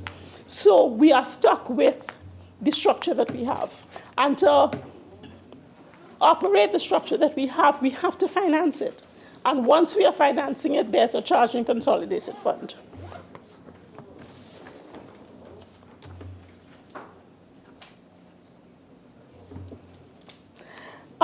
Senator Sripat, I hope I pronounced your name properly. And I would like to add, to join the Vice President in congratulating you on the maiden speech. Very well done. I think Senator Sobers needs to be concerned about his, his position. But what I would say in respect of your contribution was that there is no structural issues with the Moruga property. The Moruga property is properly built. There's no sewer problem. There is an issue with respect to the pricing. The HGC is looking into that and will address that when they have sorted out what the issue is. A few people raise the issue of there being no guarantee that the money that is raised under this facility will get to the housing, the HDC, and therefore no guarantee that it will be used towards housing. But in effect, what is happening, because the government is trying to move ahead quickly with its housing projects, the government has actually advanced money to the HDC. And it is the housing project is ongoing with those advance funds. As any money comes in under this, that money will be offset against the advance towards the housing. So the money is directed to HGC, is going to HGC, and the sole purpose of it, from the HGC perspective, is to allow them to get the continuous flow of funds to continue building their houses. But the key focus of this piece of legislation is really to give the citizens of Trinidad and Tobago who are interested in securing locals' housing a means to save in an effective manner to make a down payment on their houses. There really is a genuine issue with people being at the brink of being offered a house and having no money set aside. And there are a few speakers who said today, especially in the opposition bench, that poor people cannot afford to contribute towards this bond. But if you can't afford to put aside $5,000 periodically, how can you afford to put aside $35,000 to make a down payment? So as and when you have some money, you set it aside, and that is your housing bond. If you put the money in the housing bond, chances are you are less likely to want to find a means to spend it. So Carnival comes up next year and you think you want to buy a costume, you're less likely to say, let me look at my housing bond money, than you would be going in the bank and taking out the money that you've been setting aside. So this makes it more likely that by the time the Housing Development Corporation calls you and says, I have a house for you, it is more likely that you will actually have the down payment to put towards that house.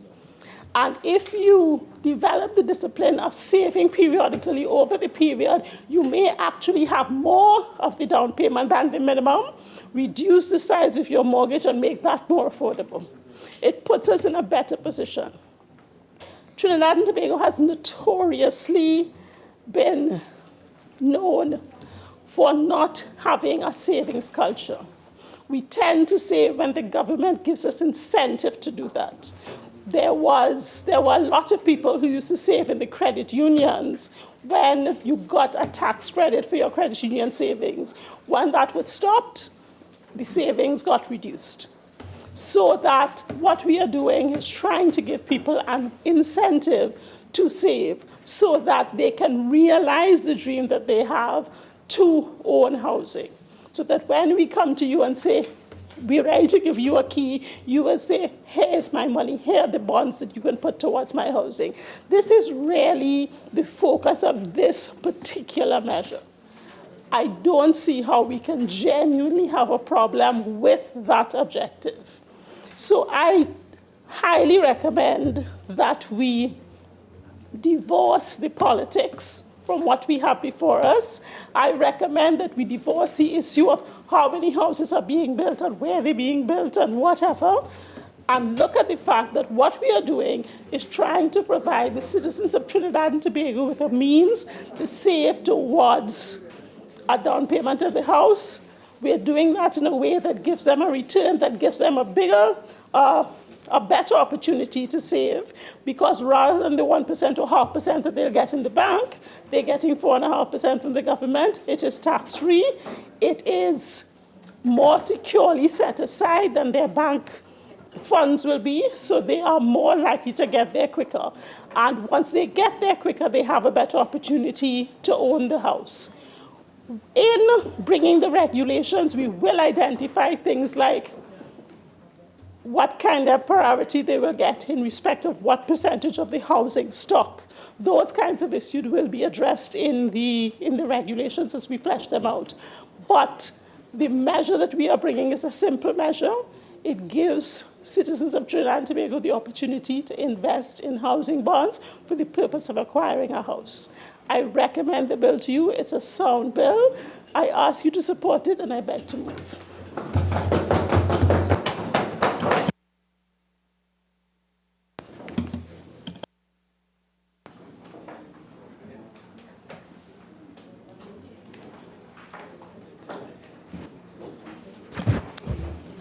Honourable Senators, the question is that a bill entitled An Act to Amend the Government Savings Bond Act, Chapter 7141, be now read a second time. Those in favour say aye. Aye. Those against say no. I think the ayes have it. A bill entitled An Act to Amend the Government Savings Bonds Act, Chapter 7141. Minister in the Ministry of Finance. Madam President, in accordance with Standing Order 66-1, I beg to move that a bill entitled An Act to Amend the Government Savings Bond Act, Chapter 7141, be committed to a committee of the whole Senate forthwith to be considered clause by clause. Honourable Senators, the question is that a bill entitled An Act to Amend the Government Savings Bond Act, Chapter 7141, be committed to a committee of the whole Senate forthwith to be considered clause by clause. Those in favour say aye. Aye. Those against say no. I think the ayes have it. The Senate shall now go into committee of the whole to consider the bill clause by clause.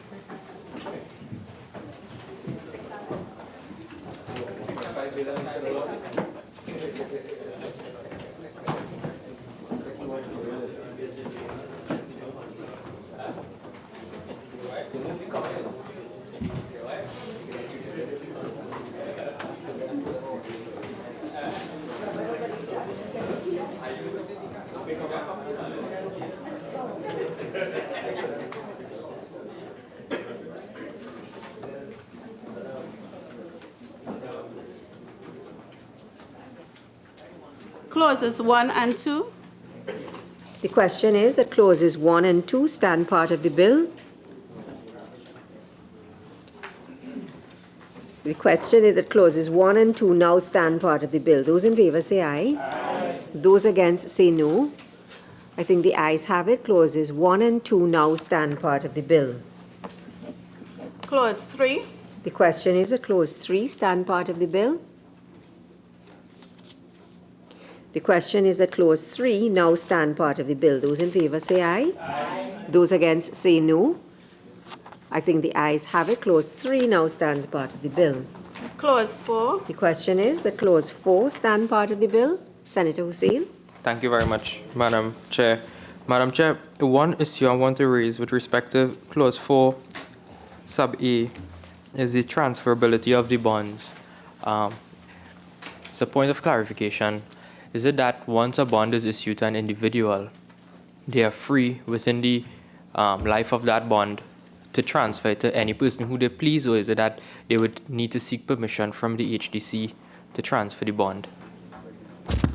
The Minister, through you, Madam President, Madam Chair, the Minister of Finance will have the option to determine when and in what circumstances the bond will be transferable. So certainly the bond will have to be transferable to the HDC to allow people to use that as down payment for their houses. So that is one clear example of when it will have to be transferable. Well, the context I'm really referring to, Madam Chair, through the Minister, is that if I transfer from one individual to another, not to the HEC, is that what is contemplated with the inclusion of the word transferability? Well, that's why I began my answer by saying that the Minister of Finance will determine the circumstances in which the bond will be transferable. So, for example, rather than saying it could be transferable to anybody at any time, the provision may be that a parent may be allowed to transfer it to a child, for example. But those things will be fleshed out as the regulations are developed. Because the regulations as they stand right now in the Parent Act, that would not be applicable to this. Because each of the three regulations apply to the three currently existing types of bonds. So only when we get the regulations, then we would know whether or not these are subject to the approval of Minister. And you will have the opportunity at that time to give an input into your concurrence or otherwise of what is proposed. Thank you. Madam President. Senator Dylan Remy. Chairman. Minister, the issue about Tobago and having access to the facility that's available through the HDC, where will that come in? The Minister of Finance is meeting with the Tobago House of Assembly on Friday, and those matters will be discussed. So one of the things that is being contemplated is that the bonds that are purchased by Tobagonians may be transferable to the Tobago House of Assembly in respect of provision of housing in Tobago. But that will be discussed and fleshed out during his meeting with the THA on Friday. Thank you. Senator Hussain. Thank you very much. Minister, with that answer you just gave there, now when you look at 2B, that was close through that we just passed, the bonds are specific to the HDC. Is it that you're contemplating that the THA will now, so we're saying that the HDC will be the bond issuers? Or is it the Ministry of Finance? The Ministry of Finance is issuing all the bonds under this provision. What the legislation currently contemplates is that the HEC will be the institution through which the funds raised under the bonds will be expended. But it's specific to purchase of houses from the HDC? Yes, that is correct. So if and when the Minister of Finance has his discussion with the THA and a determination is made that the THA needs to be factored in, that will be taken into account. At the moment, the intention is HGC housing, HGC bonds. So it could be, for example, that the financing is left with the HGC, responsibility is left with the HGC, and a facilitation made through the THA for the construction of houses under the portfolio of the HGC. That has to be determined. I think because that is the only way the bond will now be applicable once it's from HDC. Drafted, that's correct. Also, is it contemplated that there are any criterias for a person to be issued a bond, or is it that it's free for any person to be issued to purchase a bond? The criteria that exist at the moment are criteria in respect of who qualifies for HGC housing. And because the bonds are for HGC housing, you will get a link between the qualification for HGC housing and who will be interested in buying the bond. Okay, thank you. Senator Vera. Thank you, Chair. I was just wondering about the role of the SEC, because once you have issued bonds, you come under their jurisdiction. How does that interact and dovetail with the minister and the HEC? Well, the only entity issuing bonds would be the Minister of Finance.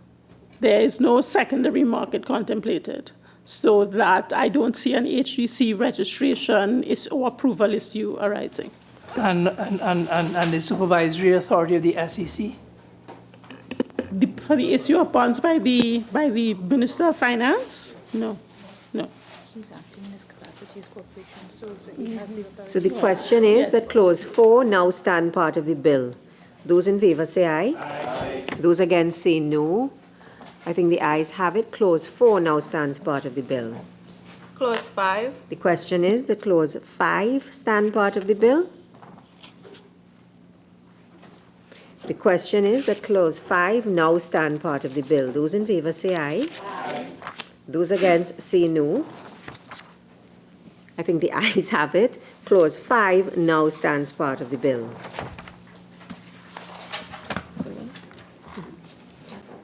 Honourable Senators, the question is that the bill be now reported to the Senate.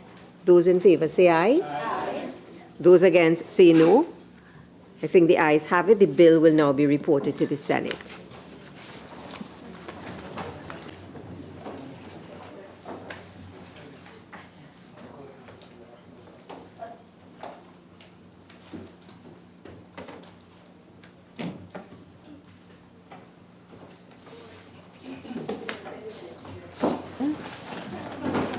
Madam President, I wish to report that a bill entitled An Act to Amend the Government Savings Bond Act, Chapter 7141, was considered in Committee of the Whole and approved without amendments. And I now beg to move that the Senate agree with the committee's report. Honourable Senators, the question is that this Senate agree with the committee's report on a bill entitled An Act to Amend the Government Savings Bond Act, Chapter 7141. Those in favour say aye. Aye. Those against say no. I think the ayes have it. Minister in the Ministry of Finance. Madam President, I beg to move that a bill entitled An Act to Amend the Government Savings Bond Act, Chapter 7141, be read a third time and passed. Honourable Senators, the question is that a bill entitled An Act to Amend the Government Savings Bond Act, Chapter 7141, be now read a third time and passed. Those in favour say aye. Aye. Those against say no. I think the ayes have it. A bill entitled An Act to Amend the Government Savings Bond Act, Chapter 7141. Leader of Government Business. Thank you very much, Madam President. Madam President, I beg to move that the Senate do now adjourn, sign it aye. We have come to the end of the fourth session. Honourable Senators, before I put the question on the adjournment, leave has been granted for two matters to be raised. Senator Richards. Thank you, Madam President, for allowing me to raise this matter in the adjournment of the Senate, which focuses on the need for the government to advise as to the strategies and interventions being pursued to counteract the sale and use of the opioid so-called Zessa pills and other psychoactive drugs in our nation's schools. Just to give some context, Madam President, because this is of great concern to me because it involves school-aged children. I'd like to quote a couple articles. Wednesday, September 11th, 2019, an article by Ryan Hamilton Davis in, I believe, the Newsday. Police indicate Zessa pills in schools. Police are warning teachers and parents to be on the alert as a potentially lethal drug said to be a combination of cocaine and ecstasy is being circulated and sold in the nation's schools.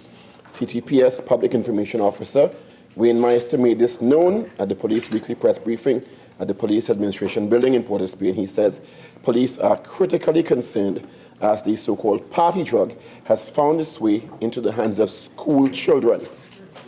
Based on our intelligence, it's a combination of ecstasy and cocaine and are designed like sweets. We are realizing because of the infiltration of gangs in schools, we are seeing the drug finding itself in schools. The drug is also said to be popular at parties. Other sources told Newsday, while there is doubt that the party drug is in some schools, the sale is more prevalent in parties and social events, sometimes frequented by some school children. The drug is also, according to police intelligence, revealed one manner in which the users are making the drug by crushing ecstasy pills and mixing it with cocaine. Users then mix the concoction with alcoholic drinks and non-alcoholic beverages, which is even more dangerous where children are concerned. Also, during a panel discussion, Minister of Health Terence Dial-Singh warned TT citizens, particularly in their 20s and 30s, to beware of the drug and said personal responsibility is the key to protecting themselves from this drug. Also, quoting reiterated in the Express September 13th, 2019, Fitzgerald Hines, who was acting Attorney General on the day and Member of Parliament for Laventille West, says illegal drugs disguised as candy is being distributed to children, said the acting National Security Minister Hines, responding to an urgent question in the other place on the circulation of so-called Zessa pills in the nation's schools. Hines said police had seized cookies and brownies at teen parties and had sent them for analysis at the Forensic Science Center in St. James. Madam President, if we have to look at what's happened in the US, 130 people die a day, every day, from opioid-related drug abuse. 42,000 died in 2016 in the US. The number increased to 70,237 in 2017. 68% of that 70,000 were opioid-related overdoses. between 1999 and 2017, 400,000 people died in the US as a result of opioid-related diseases. So the fact that it's now found itself into schools and in the hands of school children in Trinidad and Tobago should be of grave concern to all of us. Hence my motion on the adjournment. We are calling it Zessa drug, but I did 2 interviews 2 weeks ago in my other capacity. And it's also being called Gold, Molly, Speed, Heights, Sex, and Hype by school children. The largest demographic of abusers is the 18 to 25 abusers, but it starts as early as age 12 and goes into 17. And we have to look at it as a public health issue in Trinidad and Tobago, although the motion is directed to the Minister of Education because it has found its way into the nation's schools. So the question is, what are we doing as a country in terms of our strategy of dealing with this? And we have to look at it, one, in terms of the importation issues, because my understanding is that we don't make cocaine in Trinidad and Tobago, or the other components of this malady. The issue of the sale to minors and the accessibility of this malady to minors, and the abuse and addiction / health issue, and the pharmaceutical controls, because my understanding also, through you, Madam President, is that people are going to pharmacies and buying combinations of other types of drugs in a bid to get high. So we have a larger general problem of addiction, and we're finding ways to mimic what we're seeing in the US.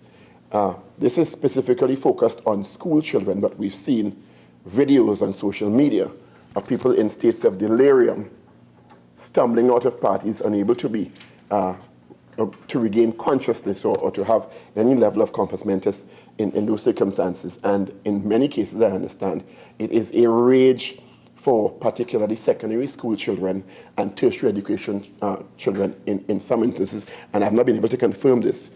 When the drugs are crushed into powder form, in some instances, in addition to, as I said before, being put into drinks, alcoholic and non-alcoholic, I understand it is being sprayed into the air to give users a sense of euphoria at these gatherings, which makes it even more difficult, or dangerous, I should say, because then people who don't make conscious decisions to partake may be affected. So my question is to the Ministry of Education and the government as to what strategies, again, we are doing to counteract, one, the sale and access of school children, and two, the use and possible addiction issues related to this opioid issue. Thank you, Madam President. Minister of Agriculture, Land and Fisheries. Madam President, I thank Member Richards for this motion. It gives us an opportunity to share with the public and with this House some of the things that the government has been doing in relation to what Senator Richards describes as the Zessa pills.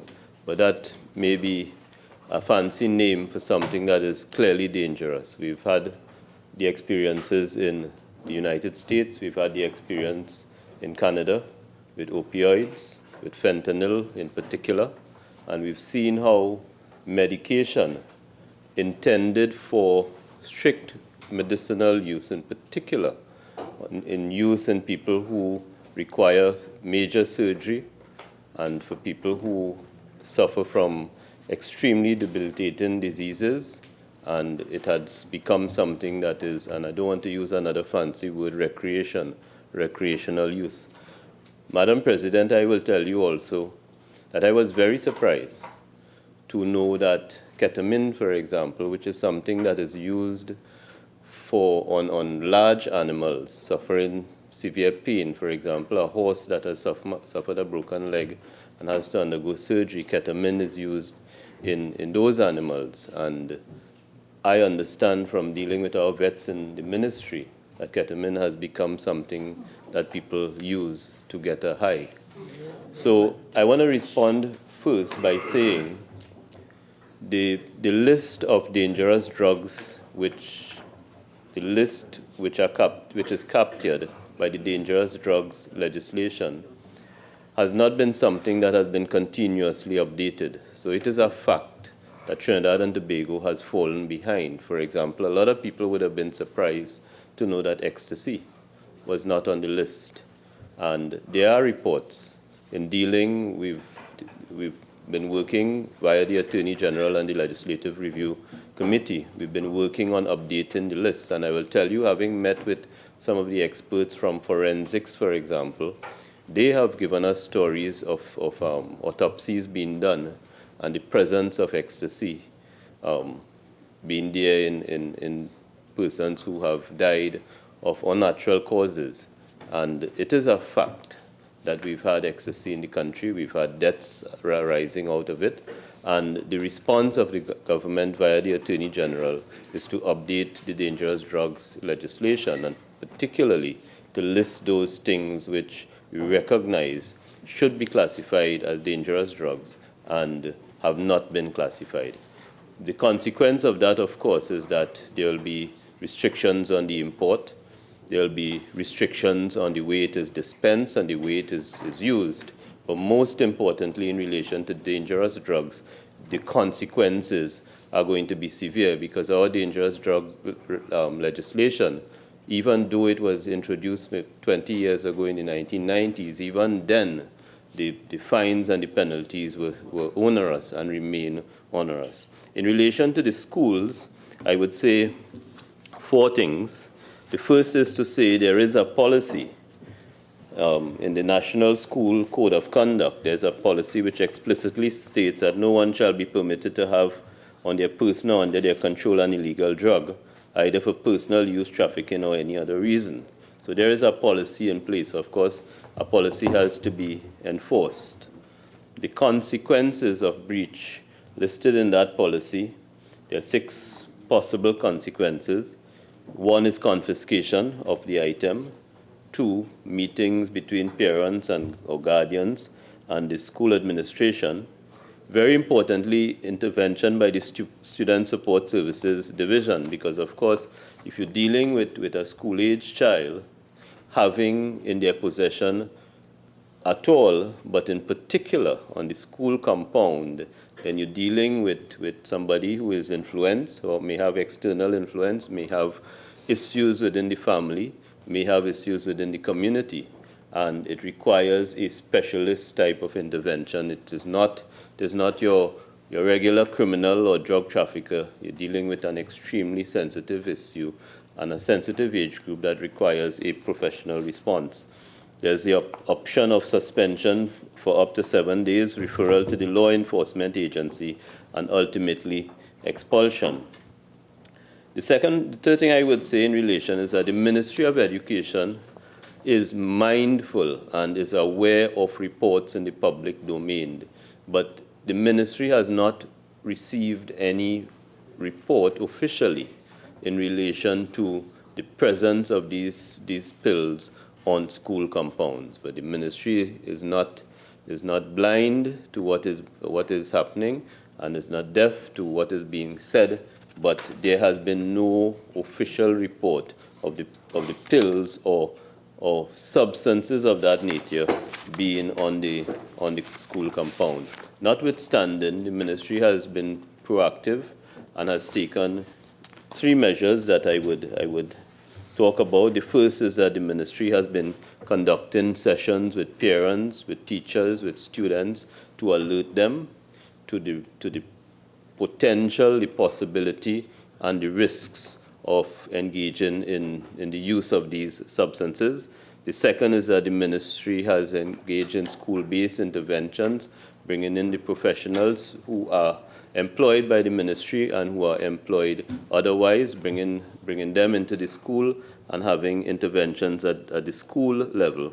And of course, the ministry has to be working with all the law enforcement agencies and all the agencies that provide social support, counseling support, family support. So the ministry has adopted an interagency approach, dealing in particular with the Trinidad and Tobago Police Service, with the health professionals and the counseling professionals in the Ministry of Health, and with those trained professionals in the Ministry of Education. So I'll close by saying that for all of us who have followed what has happened in Canada, in Toronto in particular, and in the United States. In Toronto, it has been fentanyl, and in the US, they call it the opioid crisis. But really, these things sound very glamorous.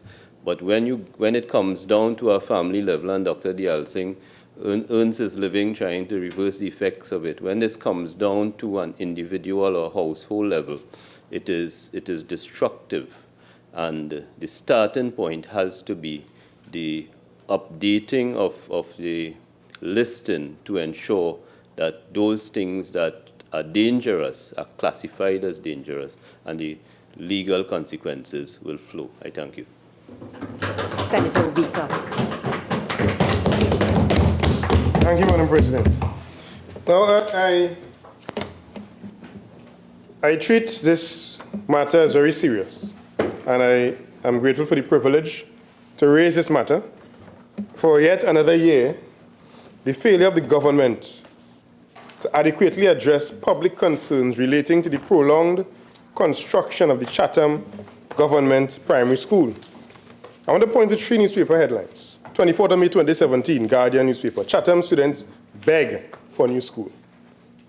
The second headline, 25th of May, the next day, 2017, Loop TT, Chatham parents demand new school. The third headline, August 16, 2018, so the next year, which is last year, before school opened, Chatham parents frustrated over incomplete school. Madam President, it would sadden all of us here to know that this year there has been no call from neither the parents nor the children of Point 14 who are attending in cramped conditions a school that was meant for early child care when it was built under the Kamala Prasad Bisesa government. And because of the dilapidated condition of the ancient Chatham school, they were temporarily put there. And when this government came into office, they got a school that was 95% complete. In fact, when you speak to persons in Chatham and you go and you pass by the school, they are telling you the ceiling tiles were completed, doors were in place, toilets were left to be installed, but they were floor tiles. The landscape of the yard probably being the only thing left. The electricity was done, installed. Now, the population of the school is 125 to 150 students, ordinarily. And it serves a wide catchment area, persons from Buenos Aires, from Captiville, from Chatham itself, from Point Coco. Some children may come from as far as Coromandel and Granville. But you have these children cramped in a very small location. So it saddens me, and I'm sure it will sadden every citizen to know that this year, not a protest from the parents nor the children. It means that they have given up on their government because they believe that the government does not care about the education of children in this country. Now, this causes logistical problems. When the parents now have to leave from Chatham and wherever they are from and traverse the horrible roads to Warden Road. And Madam President, I feel ashamed to be a Trinidad entity. I went for the first time to Macreep Bay because I had to go to Chagramas. And the roads are smooth, are counted, not a single pothole. But if you are to drive from Captiville Junction to that school, just in Point 14, a 7 minutes drive, 100 will be a smaller number than the number of potholes that you will have to cross over just to get to that school, a 7-minute drive. It is the worst road in the entire country, and that is where the oil comes from. So this government should be ashamed, and that is a PNM constituency. The school is basically complete in Chatham. The students in Southern Gardens, because Point 14 received 3 new housing developments, Southern Gardens, Hewartstown, and Lakeview. Lakeview completed by Kamala Prasad Bisesa. Hewartstown started by Kamala Prasad Bisesa and advanced significantly. Southern Gardens was done way before that. So Kamala Prasad Bisesa decided to offer an ECCE center to Southern Gardens families, and they are being denied a preschool center. What we have a situation now, because of not having access to this Chatham Government Primary and Fanny Village, children in primary schools, children in preschools are staying till the age of 7, Madam President, before they enter primary schools, where they will enter at standard 1. The age of 7.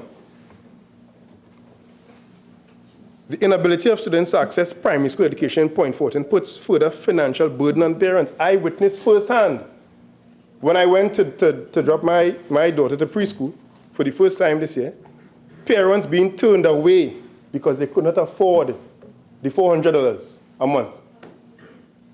And many of these parents would have had to carry their children to primary school because they are of the legal age to do so, but there are no spaces for them. So you are putting a further burden on these parents. $400 for the classes, $300 for the meals. Almost $10,000 a year, where they simply were entitled to a primary school place. So, Madam President, I'm a citizen of Trinidad and Tobago, but I'm also someone who was born and raised in Point Fortin for the early part of my childhood. And I went to Point Fortin National Primary School, and I went to Miss Yule Private School.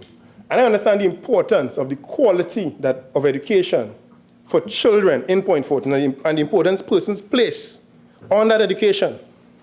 So to me, it is untenable that in 2018, when the parents protested, the minister in the Ministry of Education, Minister Lovell Francis, said that they are in the process of identifying funds to complete the school, just 5% to be completed.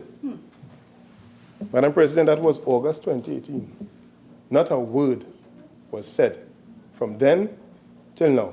Not a thing was done to advance. How much money can it be to pay the contractor that they could not find? How much money, Madam President? Let us be realistic with ourselves. This is not politics. These are the lives and destiny of our children in this country. So, when you have the former Parent Teacher Association President, Denise Williams, quoted in the Express article on August 18th, Chatham parents frustrated over incomplete schools, saying that since 2015, this is Denise Williams saying, since 2015, no work has been done as the contractor has been paid. She said the pupils are cramped in classrooms, separated by blackboards, which was not conducive to healthy learning. I went myself to the Early Childhood Center, Madam President, in Southern Gardens. And it is embarrassing, because you have children in standard 4 and 5 cramped up. They almost literally have to climb over each other just to get out of their desks and back into the desks. They have to walk through other classes of students to go to the washrooms, which were meant for toddlers, 2.5-year-olds to 5-year-olds. But you have children at the age of 11, 12, and 13 jamming up in these circumstances. And, you know, I promised the Standard 5 teacher in that school, Madam President, that I would arrange for them to come to Parliament. But I want this Parliament to first say, this government to first say when and to actually deliver the funds for the new school. Because it would be too much shame for me to bring children here, knowing that these are the very people who are refusing to finish their school. It is a shame for me to do that. I think this government owes the children of Point Fortin, who are being denied an education because they have to stay in preschool, being denied access to primary school education.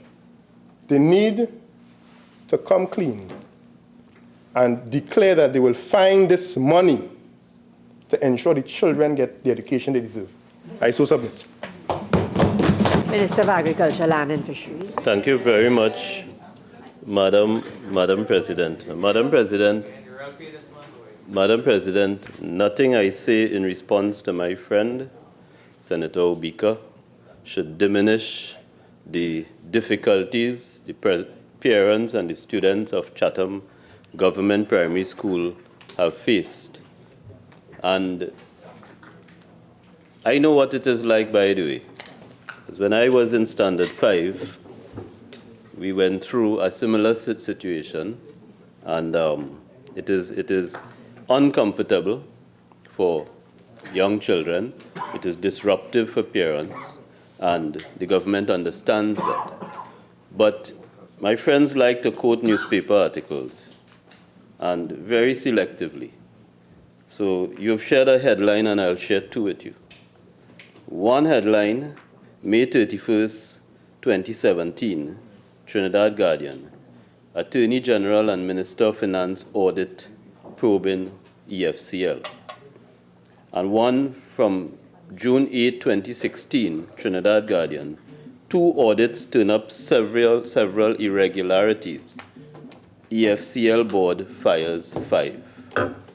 The government and this administration did not take a decision to suffer children and parents in this country.